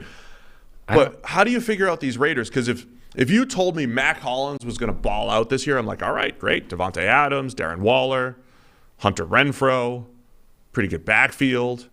O-line's got some questions, but Carr's going to get these guys the ball. And he did yesterday. But the problem is the red zone, man. Yeah, I don't understand how this offense is as bad as it is right now. You're right. Like we were saying, Devontae Adams on his own, in addition to this receiving group, is enough to make this an incredible group. Derek Carr last year was really good. Derek Carr with Devontae Adams should lead to another sort of career year, at which point you're talking top 10 quarterback and a guy capable of amazing things. As long as the offensive line wasn't a complete and total unmitigated disaster, this offense should be really good. Then if you throw Mac Hollins on top of that, and say, all right, now you got Devontae Adams, Mac Hollins, Darren Waller, Hunter Renfrow, plus friends. This should be unstoppable. Again, assuming that the pass protection is even vaguely viable, which it kind of has been. It's not been a train wreck. And it isn't. It stinks. The offense is bad. What the hell is happening? Also, by the way, Josh McDaniels, who's supposed to be like the best offensive coordinator in the NFL running the show, I don't understand why this offense is so ineffective. 6 red zone possessions. They ran 24 plays in the red zone, came away with 2 touchdowns, the Raiders. 3 field goals. There was also an interception off of Darren Waller's hands. I mean, if you're talking about why did the Raiders, from the Raiders' perspective, why did they not win? Dropping a pass. Yeah, Waller had a couple of bad drops, but that'll still do it. But I mentioned, it was kind of this 2 0-2 teams, pivotal game for both teams to bounce back in the AFC. The Titans do it to move to 1-2. You have Derrick Henry, a little bit better this week, 20 carries for 85 and a score. He also caught the ball a ton. 5 catches for 58 for Derrick Henry. Open on the on checkdowns underneath and everything. Robert Woods had a couple big plays in there. Titans managed to flip the field with a couple big plays. That was huge. And just made from the Titans' perspective, they made those red zone stops. They made the key plays when they needed to here. They did. I think they're showing that offense is still capable of putting up some points, of being dangerous. There's enough playmakers there where even if they're different names than they were in the past, they can cause some problems for teams. And it's a lot of the sort of underrated players on that roster that are showing up with critical plays at the right time. Like, Robert Woods is the one that's sort of expected to make plays, but Nick Westbrook-Akina keeps making plays. Dontrell Hilliard had 1 catch, but it was it was a really nice big play late in the game where he gets 30 yards out of it. And then Derrick Henry did look a lot more like Derrick Henry on the ground. Had most of his yards after contact, 6 broken tackles, those kinds of things. So I think things aren't necessarily great for Tennessee, but this was a game that showed they can still certainly contend in that division, which is their most important thing this year. Yeah, because when I'm looking through the games, I look at the grades and try to highlight the player, like he was the best player on the team or whatever it might be. This felt like last year's. I mean, David Long had the highest grade on the Titans defensively, the linebacker. There was a whole bunch of guys in the 60s and 70s, which is like average to above average game. This was like last year's Titans team where you're just getting contributions across the board. I'm just looking defensively right now, but contributions across the board that I think all added up to the key red zone stops, forced fumbles at opportune times as well. I mean, that was just kind of last year's Titans team. And overall, Tannehill's playing pretty well, I would say. He had a solid game, got away with a couple, but like I said, weird game because I think this was the best Derek Carr's looked this season. Well, yeah, that would be hard. But as far as they were, because of those big time throws, they had all those red zone opportunities. All of his big time throws essentially came between the 20s, Carr, and then you get into the red zone and the Raiders don't have answers. And you're right about McDaniels. It's really tough to separate an offensive coordinator from, say, like Tom Brady. Clearly, Tom Brady is the bigger reason for Patriots' success with Josh McDaniels at the helm. But McDaniels does have a history. He has done a pretty good job in the red zone, scheming it up. But I thought the Patriots struggled last year, against good teams at least, under McDaniels with Mac Jones, struggling this year with Derek Carr. So I don't know how much of it really was just Tom Brady's better in the red zone than the other quarterbacks. But the Raiders and McDaniels got to figure something out in that respect. Carr only got sacked that one time, too. So overall, the pass protection was decent for the Raiders and still not enough there. Yeah, like Devontae Adams had a really spectacular touchdown catch. It's a really nice adjustment play at the back of the end zone. It doesn't make any sense that this offense is as ineffective as it is, given the talent that it has. Do you have anything else on the Titans? It just feels like last year's Titans team. No, I mean, good for them. Like, they just get contributions from a lot of people and come away with the win. They stitched it together. Like, you look, again, their defense is somehow able to dramatically outperform the talent that they have on it, I think. They didn't have, obviously they don't have Harold Landry because of his injury. They didn't have Bud Dupree in this game. So they like to keep the same people out there basically the entire time. So Rashad Weaver, Danico Autry, those are basically their 2 edge rushers. And those guys, they got some pressure, but it's like the Harold Landry thing. They're going to get 4 or 5 pressures because they're out there 40 times a game rushing the passer, but they're not necessarily tremendously effective. and yet the defense still does a good job. No House Advantage is changing the game by offering the most dynamic fantasy sports platform available today. Play in pick'em contests versus other people for your shot at winning $250,000 plus in cash. Download the app, choose a contest, select your player props, earn points for correct picks, and climb the leaderboard for your shot to win big money every day. You can also test your skills versus the house and 20 times your entry if you hit all your picks. Bet on up to 5-player prop over-unders or individual player matchups across every major sports league, including NFL, NBA, MLB, PGA, MMA, and NASCAR. Sign up now using the promo code PFFNFL. Promo code is PFFNFL at nohouseadvantage.com or download the app on the App Store to get a first deposit match up to $25. Make sure to check out No House Advantage today and experience daily fantasy sports redefined, because it's not just how you play, but also where you play. You don't want to miss out on No House Advantage. Not like us. We have the house advantage here in all of our bets, which spurred from the Raiders fans. I wouldn't make a big thing about that, given your record so far this season. I'm talking about the bets we took from our listeners, not our picks necessarily. Yeah, because yours. Where else are we going here in the 1 o'clock slate? We could fly through the rest of the 1 o'clocks.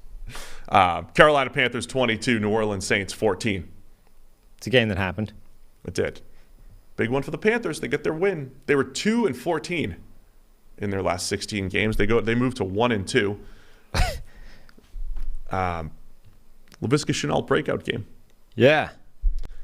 So the scoring started. Alvin Kamara, we got a forced fumble. Frankie Louvu with the forced fumble.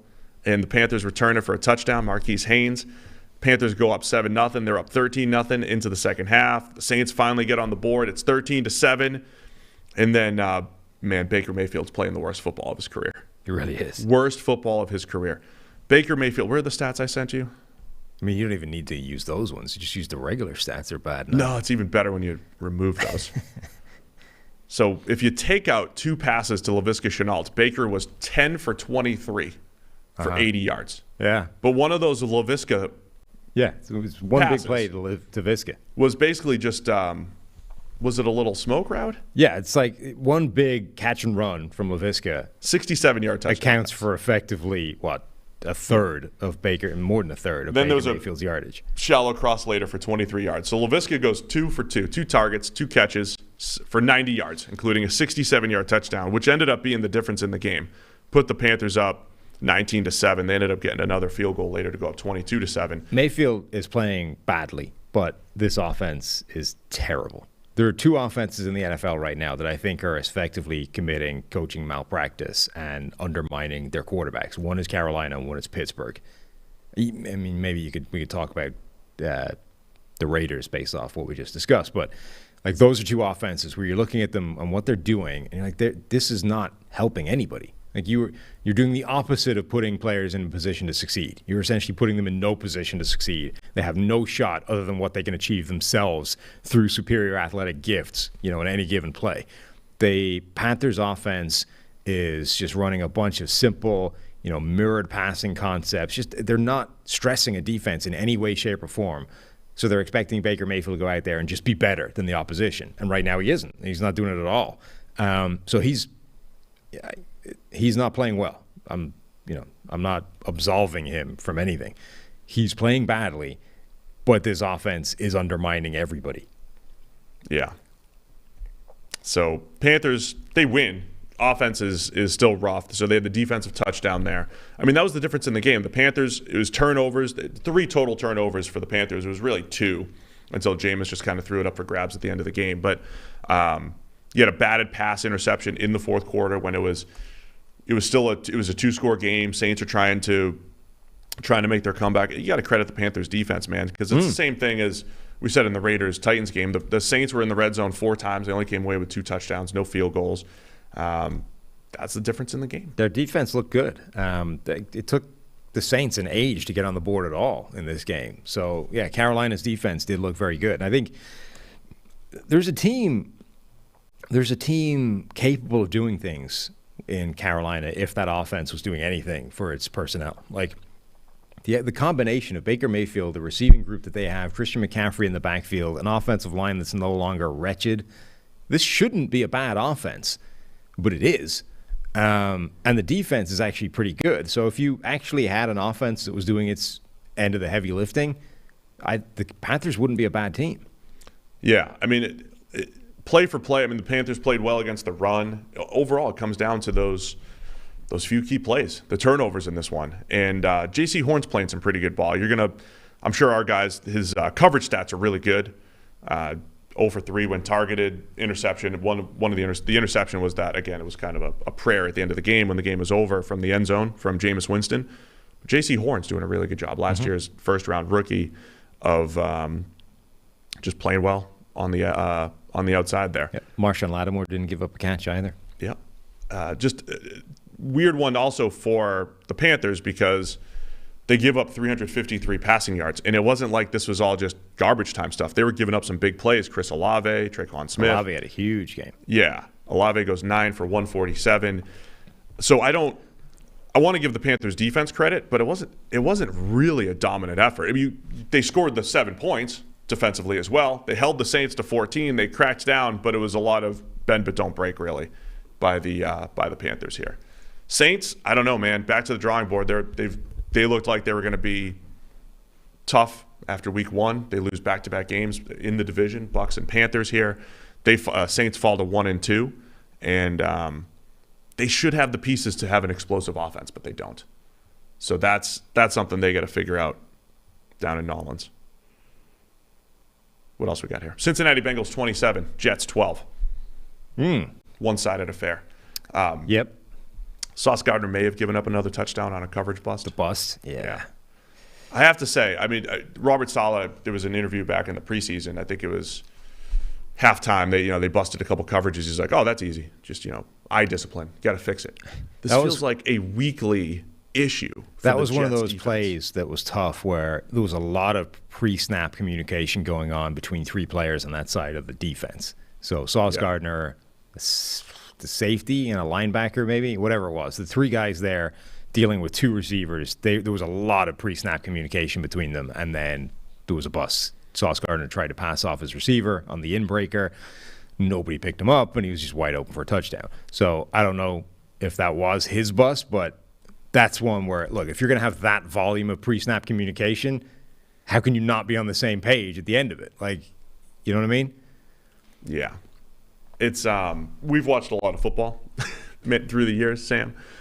If you just never bust a coverage, which is easier said than done. Sure. But if you do the thing that, like the stuff that we don't talk about during draft time. During draft time, it's like, oh, how does this guy win? What are his traits and stuff like that? But at the end of the day, defensively, if you just don't allow free yards as much as possible, you're like way ahead of the game. And Salah's defense here, they haven't been terrible this season, but over the last 2 years, there's just way too many of those. Just way too many of those. Yeah, I mean, I think it's last year you have to kind of put it down to, look, that group that he had talent-wise was just, I mean, they were always going to get toasted. And I would assume that when you have players that are that sort of low down in terms of baseline talent, it's going to translate to coverage busts as well as just getting whooped one-on-one. Like, it's going to be a mess across the board. This year, though, this is not a bad group anymore in terms of talent. Like, obviously, Sauce Gardner, the big addition in the draft, but DJ Reed is a good caliber starting corner. They've got players now on that back end that are actually decent, and the coverage busts are still there. So that is a concern at this point unless they can get that straightened out. Yeah, so they have to play better there. You still have, some of the excitement on offense. I know they scored 12 points, but looks like Zach Wilson's going to be back. Because you've got Joe Flacco must have like 50 more attempts than anyone else in the league so far this year. Flacco dropped back another 56 times.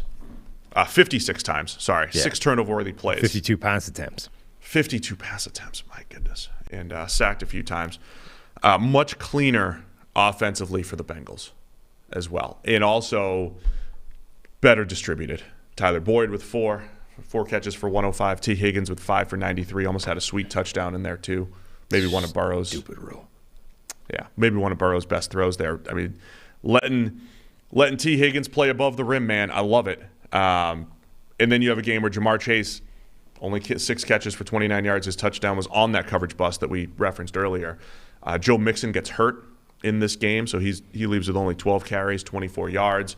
See what happens with him, but Samaje Perine fills in pretty well for him, including a touchdown through the air. So this was a much cleaner game by this Bengals offense. Yeah, Burrow sacked only twice, but I think it showed you the kind of tightrope that the Bengals offense is walking in terms of pass protection and pressure, and Burrow under that kind of pressure. So the line this week held up better than it did when they were facing T.J. Watt and Micah Parsons, but they still gave up pressure. Like, there was a reasonably consistent stream of pressure coming through that offensive line and putting Joe Burrow under heat, but it was just that little change in severity from T.J. Watt, Micah Parsons to what it was yesterday is the difference between Burrow getting buried 6 or 7 times and Burrow being able to get out of there, make something happen, and keep the play alive and perform reasonably well under pressure. So despite the pressure that he had yesterday, when he was under pressure,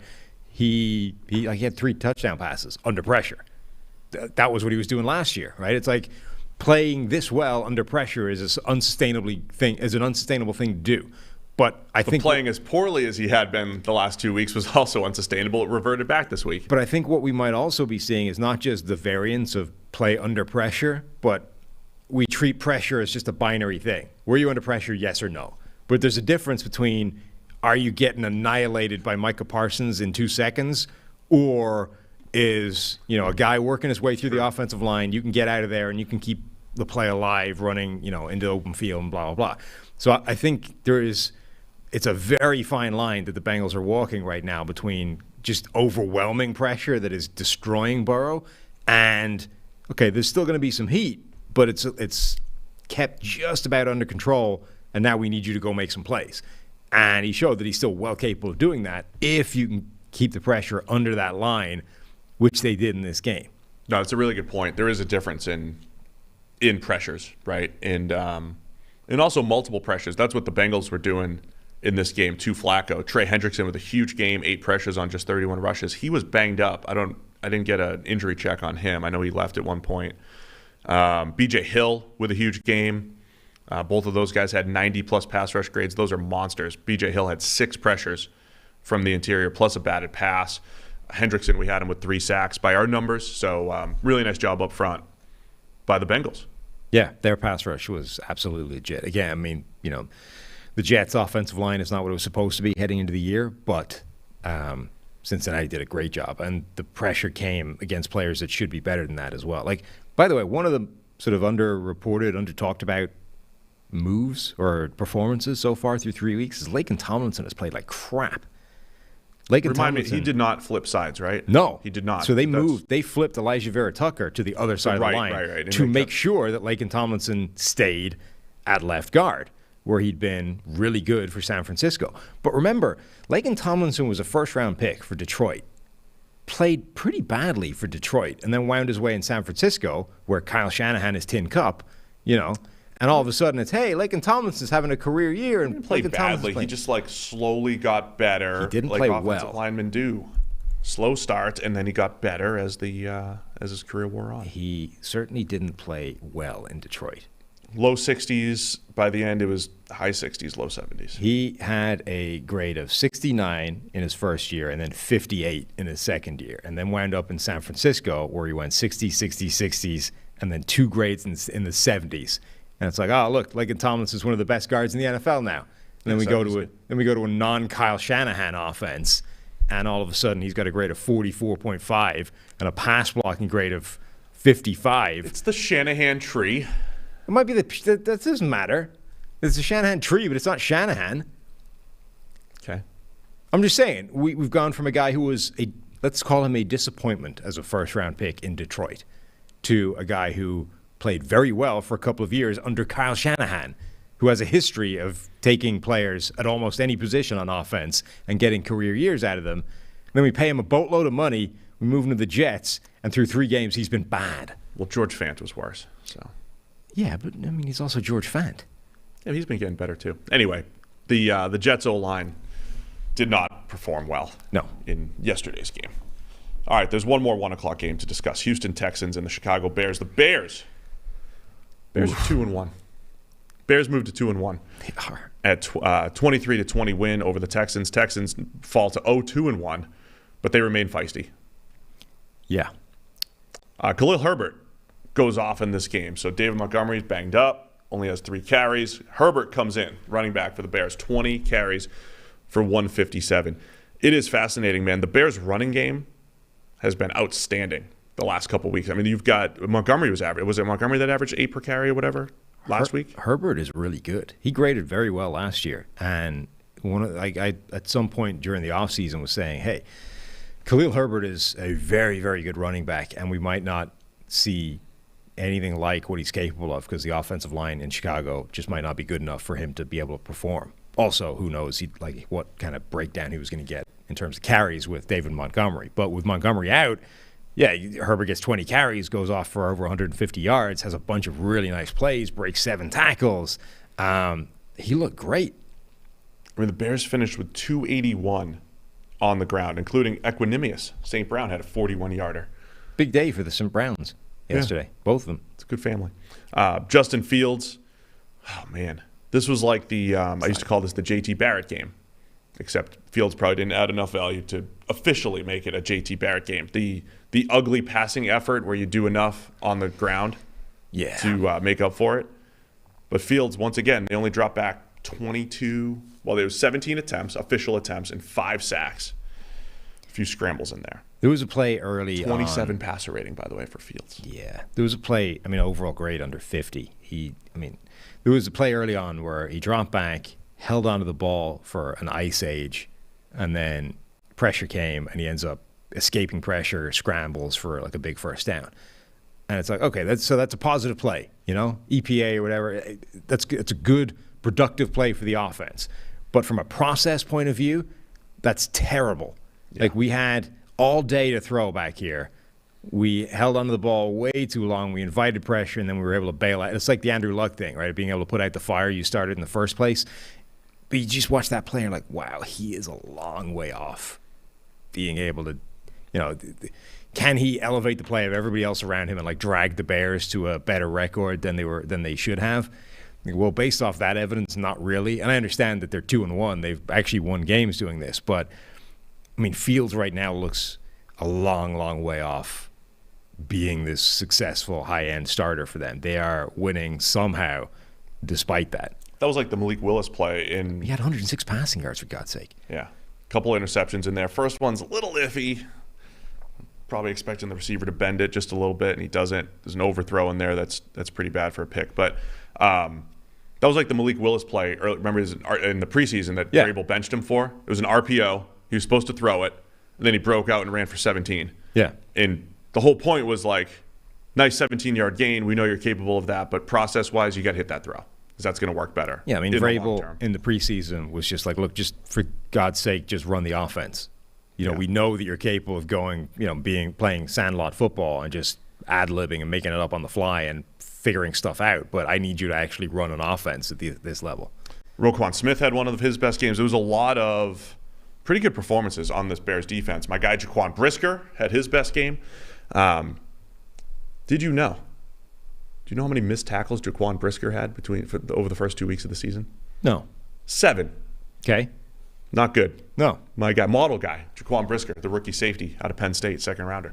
But didn't miss a tackle in this game. He played much better, flying around, making some plays. Okay. Roquan Smith making plays, Nicholas Morrow. It was this is like this is what the Texans dream up. This but the Bears did it. This lower level roster, like just playing good, solid football across the board. They played a good game. All the linebackers played well.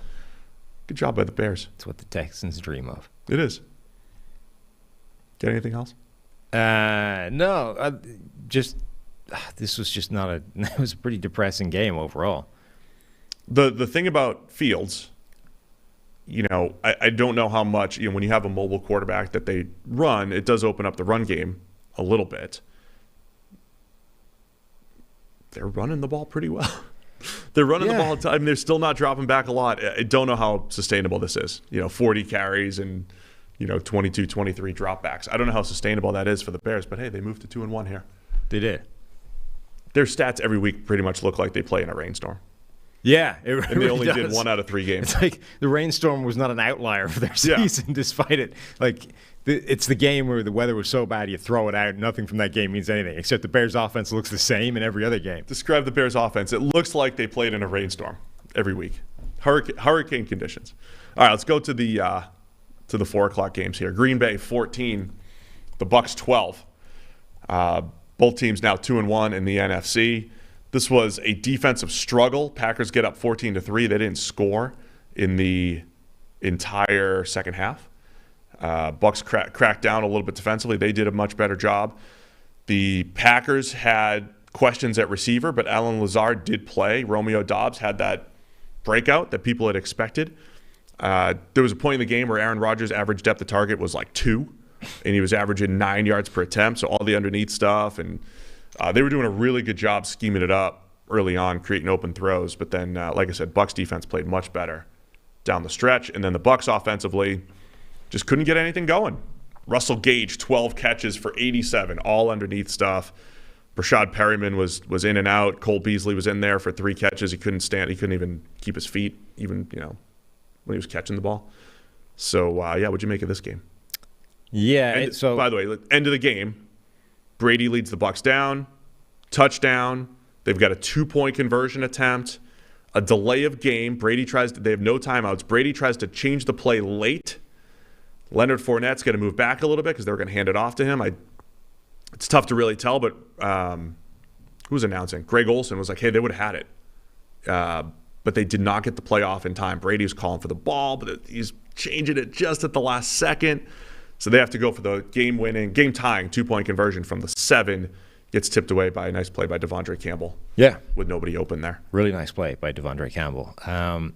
So Brady, no receivers, essentially. Russell Gage of the sort of the players you would have expected to be significant contributors heading into the season. And it's actually wild when you say, you look at what they had on paper heading into the year, and you're like, oh, adding a Julio Jones, that's just great contingency planning, because if they get a slew of injuries like last year, Julio Jones is there waiting in the wings, and they still somehow are buried with no receiver help. You have Mike Evans suspended, Chris Godwin hurt, Julio Jones hurt. Yeah. After the game, Todd Bowles said he could have gone, but they're going to save him for next week, which is an interesting decision because it's he could get re-injured. Yeah, I think reasonable. I wouldn't question that. Playing the long game here, even though this game against the Packers, it's an important loss, is far bigger than next week's game against the Chiefs in the other. But I think it's a fair thing to say, let's protect him and have him not, let's not have him injured for like a long period of time because we rushed him back a week too early because he could have gone if we needed him to in an important game. I think that's a reasonable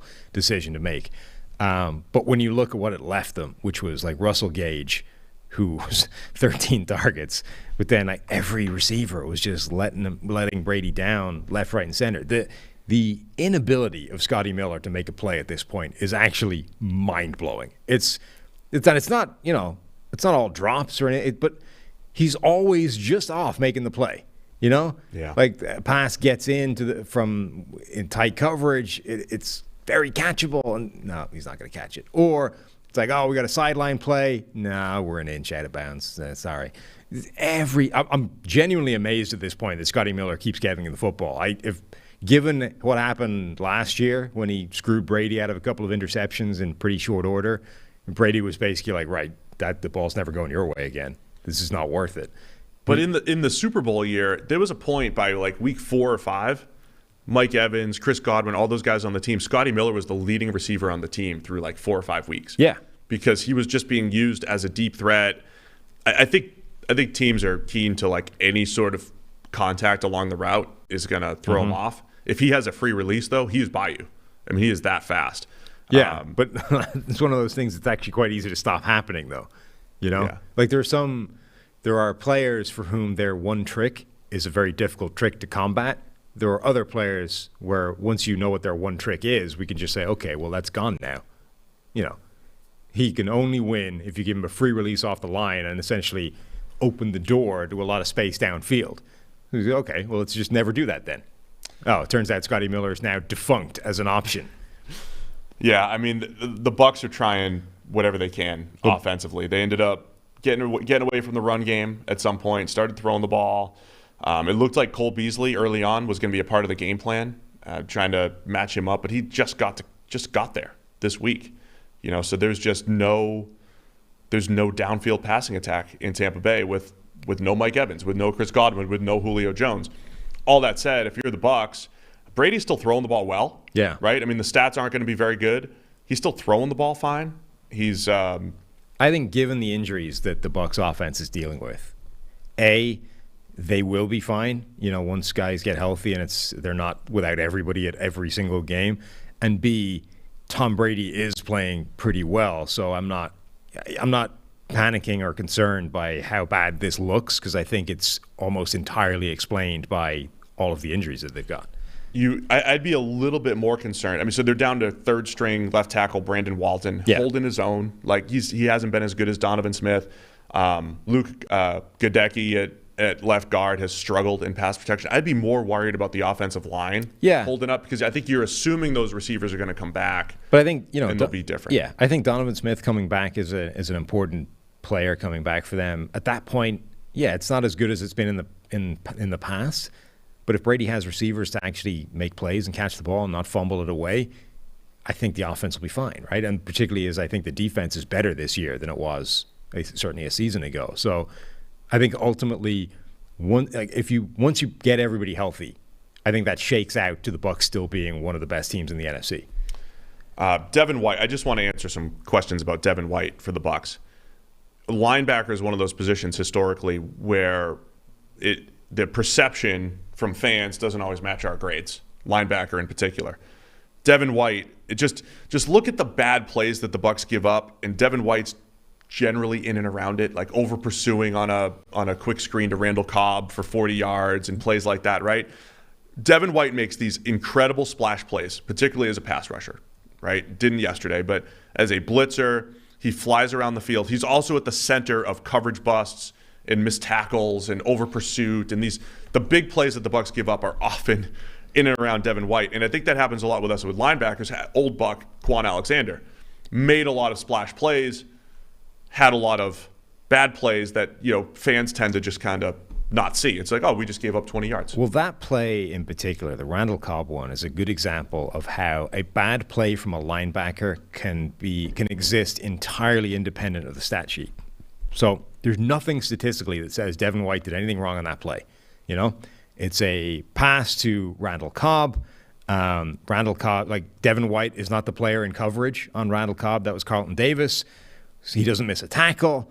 So there's no statistical evidence that Devin White did anything bad on that play. But when you look at what happened, it's a quick smoke route from Randall Cobb. Devin White coming from the middle of the field, barrels in at 1,000,000 miles an hour, just terrible angle, breaks down too late. Randall Cobb just runs around him like he's not even there, and Devin White literally didn't even affect the play. From a position where a good linebacker play would probably stop that for a couple of yards gain, right? Yeah. So that's a big negative from Devin White on that play, and it's passing up an opportunity to make a positive play. The swing between that and let's say that had been Levante David instead of Devin White. Levante David probably storms in towards that, breaks down better, takes a better angle, and makes a defensive stop on the play. Levante David gets a positive grade. Devin White gets a big negative because he over-pursued and made a mess of it. The swing between those two is huge, and that's a big part of the grading between good linebackers and bad linebackers. Aaron Rodgers had really struggled against the Bucs. Well, I don't even want to say that. That's kind of like the narrative. Rodgers and the Packers did a nice job against Bowles in the Tampa Bay Bucs. Todd Bowles, head coach, defensive coordinator, did a nice job in the NFC Championship. In this game against the Blitz, Aaron Rodgers goes 15 of 18 for a $167 and 2 scores. Much better against the Bucs Blitz than he was in the regular season matchup a couple of years ago. But the Packers did seem to have much better answers against Tampa Bay's pressure packages and all that stuff. The turning point in the game, the thing that gave the Bucs life, Packers are up 14-3 just before the half. Vita Vea dropping into coverage forces a fumble on Aaron Jones. A little pass underneath. Could have been a touchdown. Probably would have been stopped short. But the Packers are probably leaving there with 3 more points to go up to 17-3. And Vita Vea pops Aaron Jones for a forced fumble. Great play by the 350-pounder in coverage. Yeah. Those are the best plays in football, right? Like Vince Wilfork interceptions and Vita Vea, dropping and closing on the ball and popping out a fumble. I kept thinking in that play, the difference in if you're Aaron Jones, the level of hit you're expecting to take in that scenario from, a linebacker or a safety or whatever, just the difference in impact between the hit you're expecting to take and the hit the 350-pound Vita Vea delivers coming from your blind side in an unexpected position just must be colossal. The sheer physics involved in those two different plays must be tremendous. I love it. There was one other thing I was going to say. Oh, so I thought Rodgers played a really clean game, but have mentioned on here before, if there's a weakness, if you're going to attack Aaron Rodgers, disguising coverages is one thing that kind of brings him back down to earth a little bit. Completely misread Logan Ryan on an interception, completely misread, and that also allowed the Bucs back into the game. But the Packers defense, man, they did, as much as we talk about the Bucs offense and what they're lacking, the Packers defense, they lost Jair Alexander, and they played really well. Kenny Clark up front making some plays, and the Packers secondary, I think, generally does a good job avoiding the big plays. If you just take away a couple pretty bad coverage busts against Justin Jefferson in week 1, Packers defense is about what we thought they would be, right? They're good. And they're going to make life difficult, I think, for opposing quarterbacks. So credit the Packers defense. Rodgers played a solid game. Packers had a good game plan, even though they didn't score. After getting up 14-3, they cracked down at the end. So there were a few games yesterday where it's like, is this good defense or bad offense? I think this game generally was more good defense than bad offense. Like the fumbles and stuff, obviously that's bad offense. Generally, the Vita Vea thing was good defense. But like the billing in this game was GOAT against GOAT, all-time great quarterback against all-time great quarterback. And then we had a low-scoring game where it was, nothing. But I think these were two good defensive performances where actually the quarterbacks didn't play badly. Yeah, they played fine, and it's not like they were missing. Like Rodgers had there was one turnover-worthy play in the game. That was Rodgers. You also have... And even that, so it's bad. He misreads Ryan. But when you look at what happened, like was it Tunyon? 85? Maybe. Anyway, he gets a little tug from the linebacker that kind of skews him and starts sending him vertically in a way. Yeah, he's expecting Levante David ends up undercutting it as well, which only happens because David gives him a little pull and takes him off his track. But even if that hadn't happened, Rodgers would have been leading him into a monster hit from Ryan, so it was bad. But you can sort of it's very rare where there's a quarterback play where they just do something completely inexplicable. Right. Usually there's something involved with the defenders and the receiver that slightly changes where he was expecting them to be. The Packers also forced fumbles by Russell Gage and Brashad Perriman, right? Yeah. Is it both guys? Yeah. So I think for Bucs fans looking at hey, our offense can't score points, they fumbled in Saints territory last week. They may have had one against the Cowboys too. But 2 fumbles this week too, even as they started to move the ball. So as the Bucs started to move the ball, they're also turning it over at a ridiculous rate from a fumble standpoint. Again, credit the Packers for that. But Bucs offense really struggling these first 3 weeks, but see what happens when they get their receivers back. Packers moved to 2-1, tied with the Bears and the Vikings for first place. Yes. 3-way tie. Mm-hmm.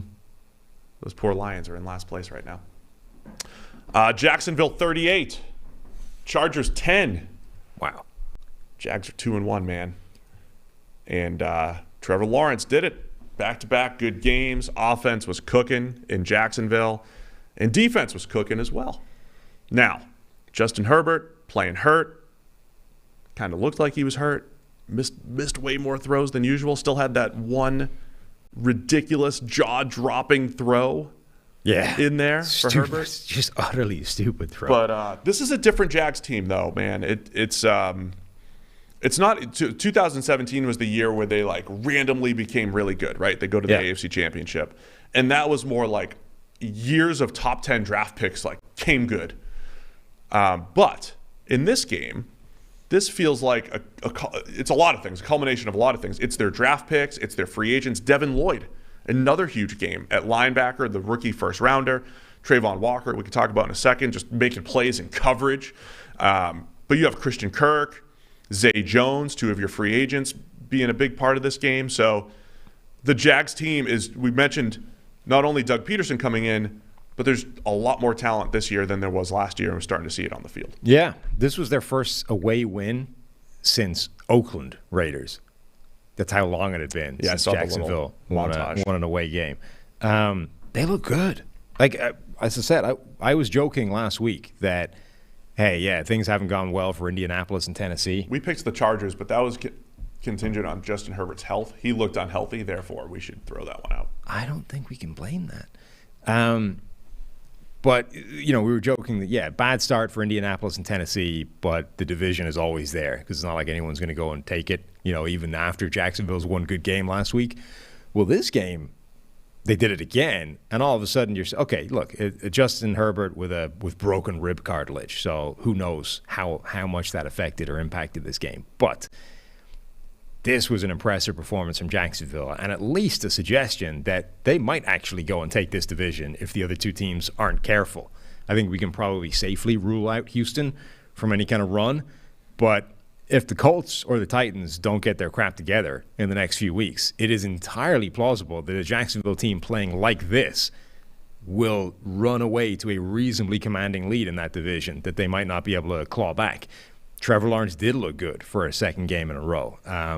And you can see the impact of a Doug Peterson versus an Urban Meyer at head coach and the offense and how it's putting players in a position to succeed versus a year ago. And, okay, it might not be overwhelming or dominant, like the relative lack of talent is still an issue. They don't have the best group of playmakers in the world. But they can be effective. And the same thing I think is true on the defensive side. Like, this isn't a complete team, and there are definite weaknesses in that group. But there's enough talent that they can cause major issues. Yes, that's how I feel about the Jags, man. They can definitely cause some issues. Trayvon Walker remains one of the most fascinating players in the NFL. Number one overall pick, freak athlete, never seen anything like it.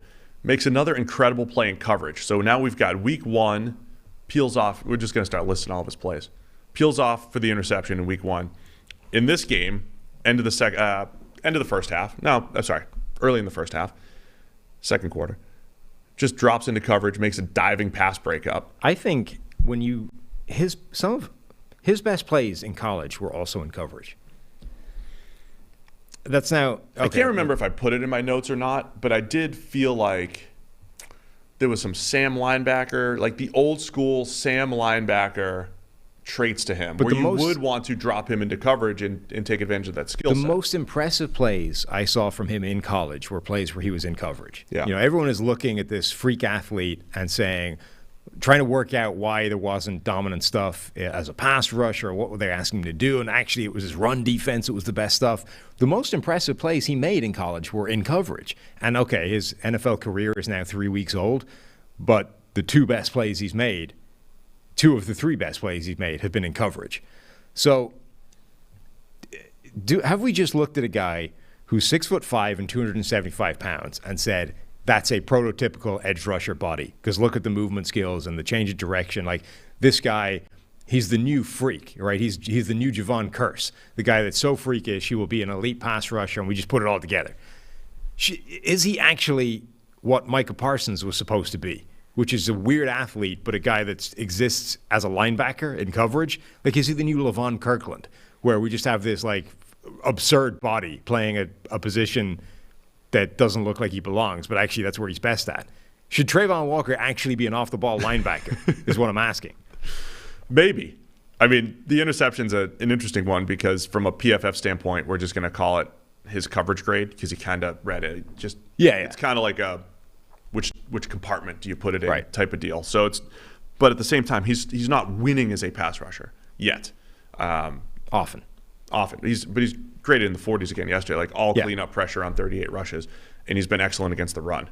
Because as I mentioned last week, he got the violent hands, and he can shed blocks and do all this fun stuff. So Trayvon Walker remains a very fun player with a 93 coverage grade on the back of a couple plays, dropping into coverage just a few times. He's also like he has a good feel for coverage. He does. It's not just like, spot dropping to a zone and, being in the right place at the right time. Like, you can see when he's in coverage, he's able to keep track of the guy that he's supposed to be covering in addition to getting the right place and in the right time. It sounds really simple, right? You just keep track of the dude that's in your zone. It's not that easy to do whilst you got your eyes on the quarterback and stuff. It requires that kind of peripheral vision and feel for a guy, even though you're moving in a different, it's easier to say than it is to do, is the point I'm making, particularly for a pass rusher that's not generally supposed to be doing that. I honestly think, like I said to you yesterday, what if Trayvon Walker is what Micah Parsons was supposed to be, and Micah Parsons is what Trayvon Walker was supposed to be? That would be. They're the opposite player that they were each was billed as. Yeah. Maybe. It could be what they end up as. On the other side, Josh Allen, another awesome game for him. The pass rusher from the Jaguars, 11 pressures on just 39 rushes, 4 QB hits, 7 hurries, a couple other wins in there. Of all the first-round picks they spent on edge rusher, he's the one that's closest to panning out so far. Yeah, he's been interesting because his pass rush grades have been in the low 70s his first 3 years. Not terrible, also not great. Had a couple, had the Josh Allen game last year where he dominated and all that fun stuff. This year has been the most consistent that we've seen Josh Allen, the former Kentucky Wildcat, number 7 overall pick. I don't want to spend too much longer on this, but I think we need to talk about it. What the hell was Justin Herbert still doing in the game late on? Yeah, I don't know, man. He's got broken rib cartilage. They're getting hosed by the Jags. The game is long gone. And his left tackle, Rashawn Slater's hurt. So Brandon Staley came out and said it was because Justin Herbert still wanted to be out there, right? He said, quote, he wanted to be out there with his teammates. He felt good and wanted to finish the game. Justin Herbert said, quote, I just didn't want to quit on the team. Now, as you said, no Rashawn Slater, also no Corey Linsley. So 2/5 of his offensive line isn't in the game. Yeah. He has broken rib cartilage, and you're on a hiding to nothing. You're losing. And on 47 dropbacks, the Chargers' pass blocking grade is 44. I think that is a big failure as an offensive coach. Because, of course, the quarterback wants to be out there. Like, that, players need to be protected from themselves at times, and that is your job as a coach to achieve. Of course. Like, if you go to Justin Herbert and you say, hey, we're losing this game, we've got to hurt ribs. Do you want to sit it out? He's not going to say yes. Of course he's going to say, no, I got to stay out here. The fact that he, in his mind, sees it as quitting on his team is why you need to step in and say, take a seat, Justin. We're done. Like, we're not risking you for no good reason. This isn't you quitting on the team. I'm making this call. You're out of here. The fact that that's risky, because that is not an injury that is without risk of aggravation and making worse, particularly when your pass protection is garbage. Yeah, I mean, I understand starting quarterback staying in longer than most. I think execution aspect of it, just run your plays and all that stuff, but not when you're that hurt. Yeah. When you're that hurt and you're in week 3, we talk about playing. I mean, Staley's answer is basically saying, I'm playing the long game. I'm playing the long game because Herbert wants to be out there with his teammates and blah, blah, blah, and we think that's better in the long run. I mean, that's what you're saying. You're saying, if I take my quarterback out, that's not as good as keeping him in and having him be the leader of the team. But that's like what you're saying, essentially. I don't think it's even saying that. I think it's simply saying, I left the decision up to him, which is just not the way that's supposed to go. Like, that is your call to make, not Justin Herbert's, because Justin Herbert will always make the call to stay in the game. The long game is keeping that dude healthy. Yeah. So it's different to when he injured it against Kansas City, because remember that he had that play where he couldn't even run 5 yards for a first down. And you're like, oh, you need to pull Justin Herbert out of this game. Like, he can't function. I don't know how good Chase Daniel is relative to a broken Justin Herbert, but at some point it looks like that crosses over. And I literally tweeted that, and then the next play, dagger down the middle, huge play, insane play right after that, and they were right in this game. So I think there's a difference between saying, all right, he's hurt, he's busted up, but we're right there in this game. We can win it still, and Justin Herbert is our best chance to do that. Versus yesterday, we were like, the game's gone. You're not winning this. There's no upside right now to keeping him in the game now, and I don't think there's any upside. Like, the potential upside in terms of his team believing in him because he's going to fight with them and staying out there when he's hurt, is massively offset by the risk to, well, what if he takes one more shot because we've got backups at left tackle, at center? That's just not smart. No, it's not. I disagree with that move by the Chargers.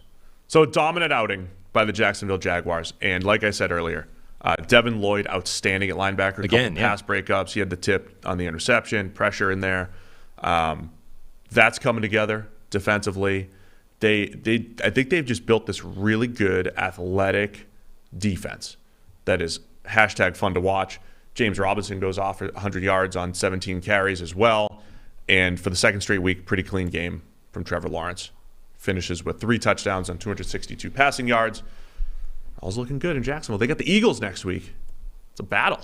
2 of the best teams in the NFL, Jaguars and Eagles. All right, a couple more of the 4 o'clock games. Rams 20, Arizona Cardinals 12. A lot of missed opportunities in this one for the Cardinals. Another game. So the last game, Justin Herbert drops back 47 times. They barely even run. I picked the Rams. We got this one. Nailed it. Covered this one. Kyler Murray goes 37 for 58. Only sacked a couple times, but again, another one of those lopsided, put it all on the passing attack type of games, and just wasn't there. Just wasn't to be. Marquise Brown goes off, though. Yeah. 14 for 140. But he was also open on a deep post, gets overthrown. I mean, there's just so many missed opportunities in this one from the Cardinals. And Jalen Ramsey, it felt like he was all over the place. He had 3 pass breakups, all on different types of plays against different players. Ramsey had one of his better games in a long time.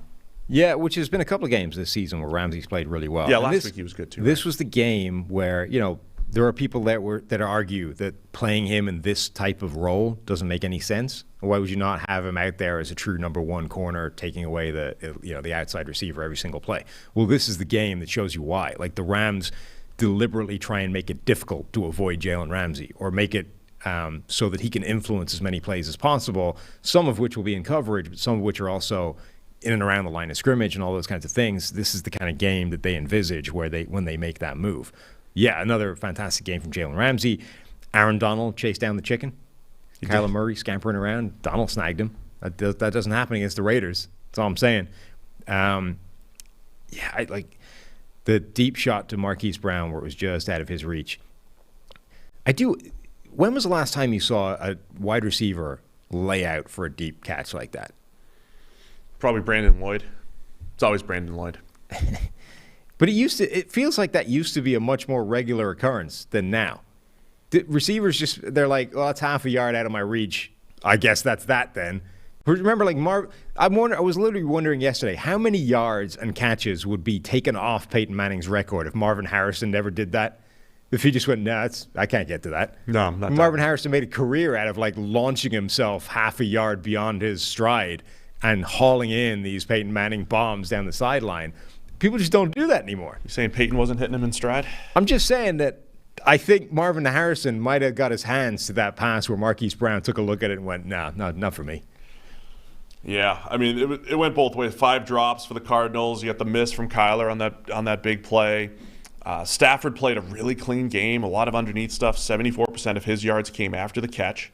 So it was a lot of yak-driven offense. You have Cam Akers with a spectacular touchdown run. And, he looked good. Cooper Kupp on the end around. Pretty that was the 4th and 1 play. I don't know if they did it exactly as the 4th and 1 in the Super Bowl, but good trickeration there for Cooper Kupp for his first career rushing touchdown. Ben Skoranek got open and caught the ball. He also, do you see him burying somebody as a lead blocker? I didn't see that particular. He was lined up with like a fullback and wrecked somebody. It was Zaven Collins as well. 250-pound linebacker Zaven Collins got his head blasted off by Ben Skoranek as a lead blocking fullback. It's not something you want if you're your first-round linebacker. That's going to be a rough tape session. Anything else you got on this game? So I thought the Cardinals gave a good account of themselves in this game, but it was one where you sort of saw the failings. You just saw the differences between the two teams. Arizona did a pretty good job of keeping this close and giving it a shot, but the Rams are just better. Cardinals just felt like they just missed on everything. Yeah, but because of that, I think like they're going to be in trouble. Like this run of their schedule is tough. They've lost games that they should have won earlier on. And now, like, you're going to end up with a really rough record after a while, even though you might not be that much worse, but you just made a mess of the early stuff. Yeah, Rams defense played pretty well, even though there was a lot of missed opportunities. Jalen Ramsey, again, he's going to have probably a 90-plus grade. Bobby Wagner grading well. They still did a good job against Aaron Donald. He's still just a good player only. I'm starting. You can't feel sorry for Aaron Donald, but I think it's very important that people understand what is going into keeping Donald this quiet. You know, like Aaron Donald comes out of a game and he's got 4 pressures. Maybe one of them is a sack, whatever. And it's like, well, Aaron Donald isn't playing that well.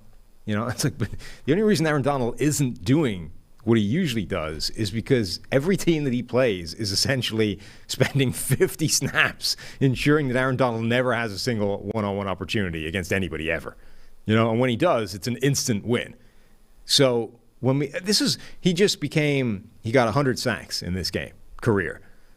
I think there's 2 defensive tackles that are ahead of him on the all-time list, 3 depending on if you look at the unofficial stuff from behind or from before they were official numbers.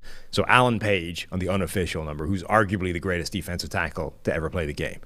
Randy White for Dallas, another one of the greatest defensive tackles to ever play. And then John Randall, who I think basically played more as an edge rusher than he did as an interior guy. Was he really a wide edge, Randall? Not a wide edge, but he played a lot on the edge in weird or like formations 3-4 defensive end. In that era. He moved around a lot, but I would imagine if somebody went back and tallied up every one of John Randall's sacks, I would say a giant chunk of them came from the edge. Neil? Yeah. Go find John Randall's sacks. So anyway, at the most, there are 3 players that were interior players that have more sacks than Aaron Donald through their entire career. I don't know how many more he's going to get for the rest of his career, but I think people need to understand how much harder it is for him to get sacks now than it was in his first few years in the league when he was being just treated as like a regular human. Now he's being treated as like Aaron that is Donald. The thing. We need to stop that at all costs in this game. You know, it's like, remember when Jared Allen was going for the sack record? And he needed 3 or something against Chicago in the final week of the season. He got triple team. Yeah, he got 2, and then the Bears went, oh, no, this is not happening. Like, I don't care what happens for the rest of this game, but Jared Allen will never see another snap that doesn't have 3 dudes on him every single play because he's not getting the sack record against us in this game. Donald is getting that every game now. That's like his default position. So for him to have any kind of production at this stage is crazy.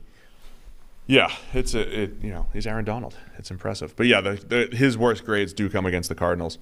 Just want to give credit to Jalen Ramsey. He was fun to watch in this game. Yeah, I mean, it was like sitting backside in zone, grabbing a crosser and breaking it up, and he did just a really nice job. So Stafford's best throw, drop touchdown by Cooper Kupp. That's why that would have changed the whole air yard dynamic and all that stuff. But the Rams...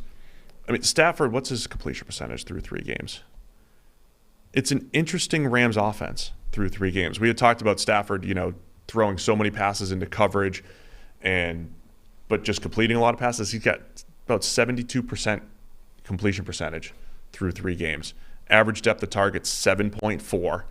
So it's a lot. I mean, that's the lowest. Remember, there was a point in Stafford's career where he got super conservative. He had 2015 with the Lions was the last time he's thrown the ball that short. Was that the Jim Bob Cooter year? Yeah, that was the year that I think Jim Bob took over. Yeah, and he fixed him, quote unquote. Yeah, threw the ball underneath.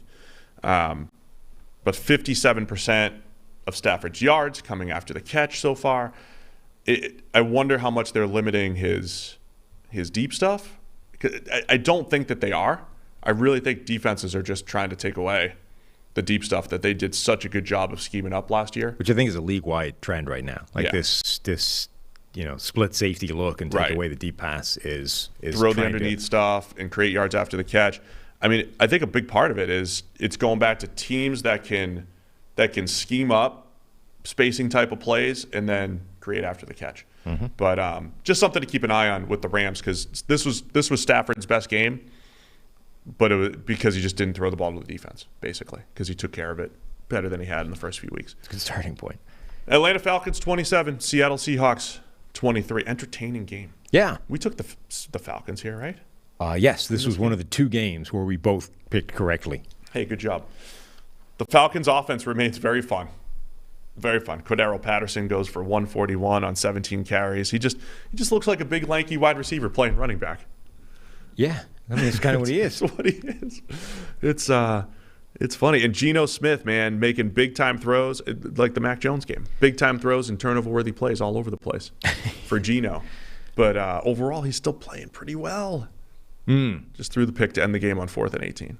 Yeah, it was a really rough one. There was a lot. Like Not the interception, just didn't give his guy a chance. Yeah, there were some bad plays in here from Geno. The good ones were really nice. This was kind of what I thought it would be, though, which is a sneaky, fun game to watch in terms of both offenses are actually going to have some real success. Yeah. One, because Atlanta's defense is bad, but the other one because like Atlanta's offense is actually a fun one to watch. There's so much talent and difficult talent to match up with. And Marcus Mariota can take advantage of that. So Drake London still looks like one of the best receivers in this rookie class. Obviously the top rookie receiver taken, but 3 catches, 54 yards, and a touchdown for him. They finally got Kyle Pitts going more. This idea of Arthur Smith claiming it's not fantasy football, we do whatever it takes to win. Well, you probably have a better chance of winning if Kyle Pitts is a large part of the offense. So 5 catches for 87 yards for him.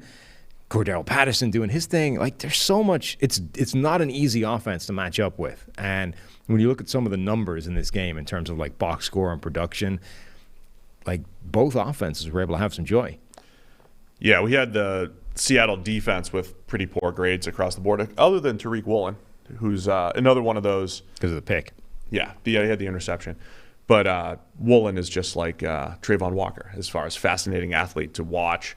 But a lot of struggles defensively for Seattle. And, yeah, like I said about the Falcons' offense, like you said, yeah, man, they are – when Mariota's taking care of the ball, much like we talked about with Stafford, when he's taking care of the ball, they're creating some plays. He also had an average depth of target, Mariota, of 15.7. So this is – we talk a lot about if you have the mid-tier quarterback, kind of embrace variance. If you have a mid-tier quarterback plus Kyle Pitts and now Drake London and Patterson coming out of the backfield, but you've got these big-bodied receivers that can make plays, embrace it, man. Throw the ball down the field. Take those chances. That's what they did with the London and Pitts and Zacchaeus too. But take some of those chances. I love that for the Falcons in that offense, taking chances down the field. And London, Pitts, Patterson, they do make it difficult for opposing defenses. So, yeah, Seattle struggled defensively. Geno threw the ball to the defense a ton. Didn't always get caught. DK Metcalf with a couple big plays in there. Did Tyler Lockett end up coming back? I know he was banged up in there as well. Took a big shot, Tyler Lockett. But, yeah, they need – I mean, if Seattle's going to do anything, they need Lockett and DK. They also need – they need to come up with some better – complementary element to the offense outside of those 2 guys. I mean, this is obviously not a new problem, but they've taken a lot of swings at players that should be that tertiary option in the offense, and just none of them have been that consistently. There's another game. I know it was a kind of a shootout and all that stuff, but Geno Smith goes 32 for 44 with a couple sacks in there. A lot on his play. I mean, there's a lot of him hitting the underneath stuff, but then he was hitting seam routes. He was getting the ball down the field pretty well. Even if they weren't always caught. But that's not Seattle's game, right? This is let Geno cook game. Pete Carroll doesn't like this stuff. Dropping back 46, 48 times with your quarterback. But does he? Did he just not like it with Russ? Like, this is the thing. They've already let Geno drop back a ton. Like 2 times in the last 3 games, Geno has had a career high for Russell Wilson in terms of passing volume and frequency. Was this just a Russ thing? That Pete really didn't think that Russ could handle that kind of game plan. Like, is it the fact that Geno can see the middle of the field and deliver seams down? Like, I don't know. Or maybe it's just game flow, right? Maybe we're reading too much into a couple of games that forced the Seahawks to pass a lot more than they want to. But yeah, they had the ball at the end of the first half. So there's part of it's game flow. Part of it's game flow. Part of it is, like, look at what's happening in Denver with Russell Wilson, which we're about to get to. Like, there's something to this idea of, maybe they just didn't want Russ having that kind of game plan. So Falcons They get their first win, move to 1-2. Seahawks fall to 1-2. Like you said, it was going to be a sneaky, entertaining game. I kind of took the other angle and said these are two of the worst 4 rosters in the NFL. Not that they're not fun. Not that they're not fun. You did. You were all about crapping on that game. But they have good playmakers, so it made it a good game. Still Geno curious? Yeah. Uh-huh. Because overall he's been pretty good. Mm-hmm. All right, I believe that's all the games other than Sunday Night Football. Sunday Night Football. We need Dan Orlovsky on the show. Dan. We need to get him on the show. We have a high standard for the guests that we have on the show, and we need Dan. Denver 11. 49ers 10. Yeah. A little 11-10. Broncos win over the 49ers. A little redemption for that 55-10 Super Bowl. Jimmy Garoppolo. Turns out the safety was the difference in the game. Jimmy Garoppolo just stepped out of the end zone. It's easily done. You know, you got players rushing you. You only got 10 yards to work with. You got who knows where the back line is? Could be anywhere. I love that Dan Orlovsky has embraced that and just made fun of himself and had fun with it. And when you see the Orlovsky clip, though, I just can't stop laughing at it. It's definitely because he didn't know until like 7 steps into the end. Like he didn't know for a while. Yeah, I mean he ran like 10 yards laterally on the line. You know. Yeah. With Jared Allen pointing the whole way, being like, he's stepped out of bounds quite some time ago. Garoppolo stepping out may have saved him a pick 6. Yes. Yeah. So maybe it was good. The EPA per play for both offenses was negative in this game. Minus 0.27 something for Denver and minus 0.3 something for the 49ers. This was before we talked about is it bad offense or good defense? Well, this was bad offense. This was bad offense. For both teams. I mean, the defenses are both pretty good too, but this was missed throws. There was missed open throws and everything in there. There was a lot more misses. Like we talked about Green Bay and Tampa Bay. Brady and Rodgers really didn't miss a ton of throws. They didn't have a whole lot of big chunk opportunities because the defense was good. Were you impressed? This game, they missed throws a lot. Yeah. Were you impressed by the addition of the in-game help for Nathaniel Hackett? He's hired a guy now to help him make in-game decisions. They just hired him? Yeah, during the week. He's in the booth. I forget who it was. It was some long time. He's now a special assistant, long time NFL. The Broncos have people in the building. They already had people in the building. I know some of the people in the building. They're good and they're smart. They've had people. Somebody made the comment that Mike Tirico was complimenting Nathaniel Hackett for, getting the field goal team out there.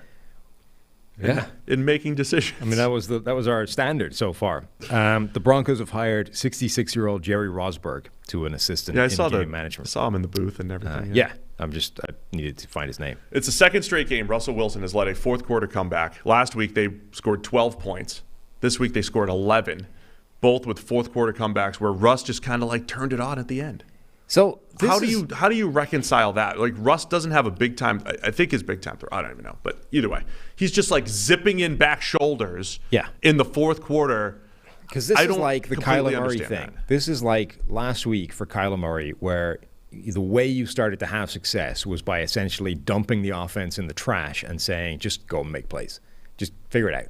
So the only way Denver's offense functions right now is when they go, "All right. The game is almost gone. You've got 90 seconds to lead a comeback drive, Russ. Go for it. See what happens." And look, a part of this is always in those situations, the defense doesn't play the same way, because the defense is playing the situation as well as the offense. They're not defending in exactly the same way as they would in a random drive in the middle of the second quarter. So that plays a factor.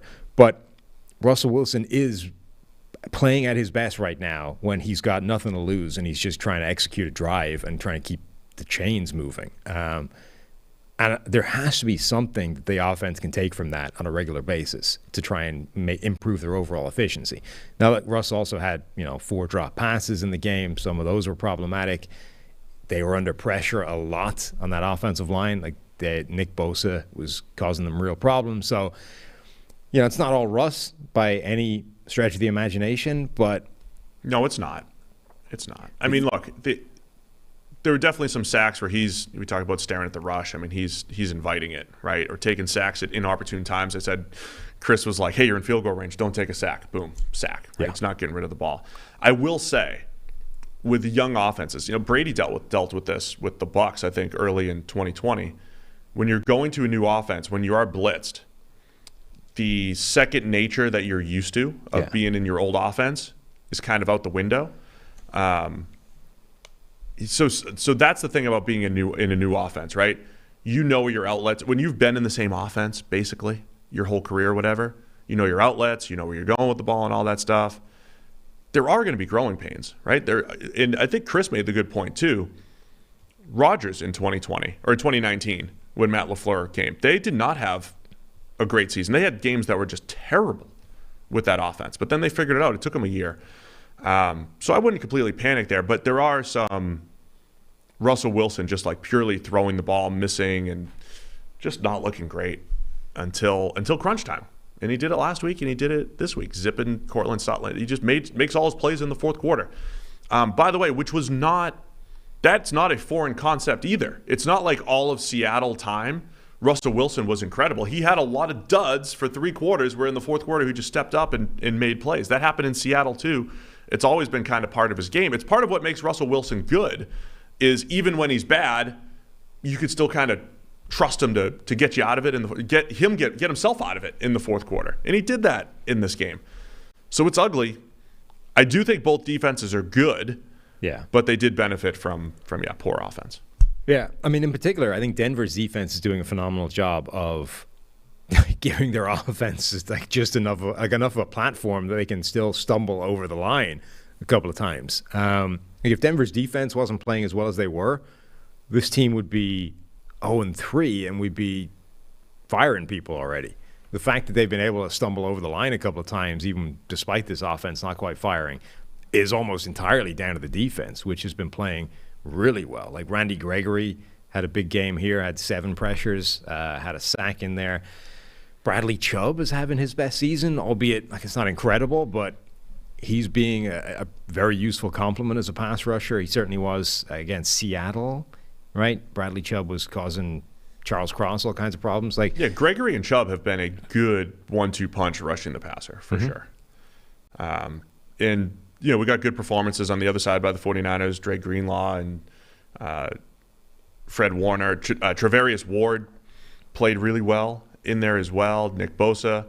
So the Niners look good as well, but Garoppolo, man, just missing throws, having the boneheaded plays, stepping out on the safety. It did feel like the Niners, they did create their usual chunk plays too. They had a few big gains in there. Consistent offense, though, was a struggle. Yeah, look, there's a reason that they tried to replace Jimmy Garoppolo as their starting quarterback. Like, okay, you might get a bump immediately or you might get some good games from Jimmy Garoppolo, but we know that Jimmy Garoppolo is a limited quarterback that can have poor performances and cause some issues. So to see a game like this from Jimmy Garoppolo is not exactly out of character. The interception that Garoppolo's got a fourth quarter comeback attempt. And by the way, coming into this game, Jimmy Garoppolo, number 2 all time with a 50% fourth quarter comeback rate. So when down in the fourth quarter, Jimmy Garoppolo brings his team back half the time. Tom Brady, number 1 at 51%. But you have small sample size Jimmy Garoppolo and small sample size Andrew Luck, both at 50% historically. So Garoppolo's done this before. But he throws a fourth quarter interception. Ball got tipped up, but he's just firing it into coverage, robber coverage. It was a lot like the Aaron Rodgers interception in terms of just did not budget for the safety playing robber in the far side. Basically the same caliber of play. So that ends up as an interception. The Broncos go run. They punt it back. Niners get one more opportunity. Garoppolo takes a sack, and then P.J. Locke comes out of nowhere. Forced fumble. Broncos recover. And end the game. Seal the deal. They're 2-1. Nathaniel Hackett's Broncos 2-1. Yeah, despite the the obvious issues with the offense. I don't know. Look, it was better. They have the Raiders next week, I believe. Yeah. Should be a battle. I don't know. I don't know quite what to make of this offense. I don't know if there's a way of melding a system to better assist the way that Russell Wilson is good. Similar to the Kyler Murray thing, which is I think those two guys play the game in a certain style that is largely, at least at its foundation point, created by the fact that they're short quarterbacks that can't see over the line consistently over the middle. So each one of them has developed a way of playing that works for them and offsets that problem. The problem is, I don't know how you lean into that more, because you can't just sort of say, all right, Russ, the entire offense is the 2-minute drill, go. Like that doesn't work, because aside from anything else, again, teams don't defend as if every drive is a 2-minute drill. Like it doesn't work the same way. Right. And with Kyler, you can't just say, all right, the offense is figure it out, have fun, let us know how it went. There has to be more structure to it than that. And I don't know how you lean into that and help those guys more. But that right now is the problem facing those two coaching staffs, which is our best player is also a guy that's playing the game in a unique way that we haven't managed to conform to yet. Can we, or is this just part of the problem? I mean, I think you still have to embrace a lot of play action. They did that week 2 against the Texans, didn't matter. You still have to continue to embrace play action, embrace your deep crossers, your outside lane type of throws where Russell Wilson really excels. It's a really small sample, but he's had 3 batted passes so far this year. So batted passes to me are not a product of height. They're a product of where you throw the ball. You get batted passes when you throw the ball short and over the middle, generally. If Russ is on pace, I mean, whatever, it's 3 games. He's on pace for double what he usually has in batted passes. They're throwing the ball short, over the middle, like in these places where he's not usually successful or doesn't do it as much, in part because of the height, right? That he's dealt with his limitations really well throughout his career. Seattle worked around them as well, and I think that's part of the growing pains right now in Denver. How much do you construct the usual offense versus letting Russ cook, which doesn't mean drop back a million times. It means let him kind of play to his style. Yeah. But this was always the argument against let Russ cook. 3 straight games, by the way, of 40-plus dropbacks, 61 passing grade through those games. It has not been. But that, I think, is the issue with that concept of let Russ cook, is that you can't simply let a guy play in that style. You need quick game. You need the things that he's not consistently good at. You need you need to work the middle of the field. You need quick game. But that's where the disconnect comes, right? Yeah. Is that you can't simply let him do. You can't lean into that style of play as the offense. That can't be 100% of it. You need to augment it with all the other stuff, which is where he's not actually that great. So now it's like the Cam Newton problem. And I think we've seen that problem with other quarterbacks as well, which is like Carson Wentz, same thing. In trying to help him out, you lean into other aspects of offense where they're not actually as good. So what you end up doing is just blunting the performance of them overall. The only way of making those guys maximize their effect is by leaning into the things that they're good at, which is usually leaning into a style of offense that isn't as efficient as it could be. So Carson Wentz is at his best when you just let him cut loose and make big plays and throws down the field, even knowing that is going to cause a bunch of bad plays and turnover-worthy mistakes. Cam Newton's inaccuracy is part of him. So the only way to get the maximum out of Cam Newton is to just let him loose it downfield and then lean into his rushing threat and hope that there's enough good in that you get the 2015 MVP version. We're seeing these issues of how difficult it is to create a custom offense for a guy that isn't going to play it the way you have it drawn up on the chalkboard. And right now, I don't think Denver has any idea how to make that happen. And I don't think it's an easy solution for them either. It's a challenge because even those first 2 examples you said, let Carson Wentz, let Cam Newton, kind of like let them loose, turn it over every now and again, miss your throws, but be aggressive doing it.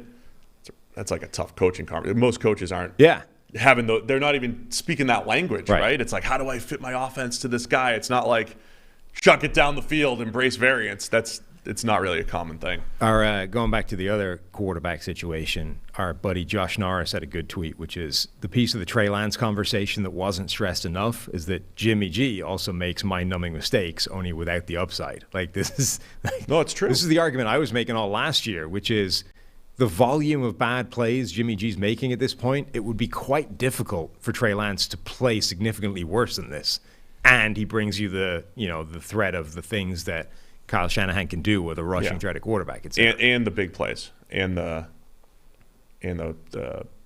deep passes. Yeah. Our grades are actually really good. Chat. QB grades are good. QB stats are dependent on a lot of things, especially in single games. The grades tell you the context there. All right.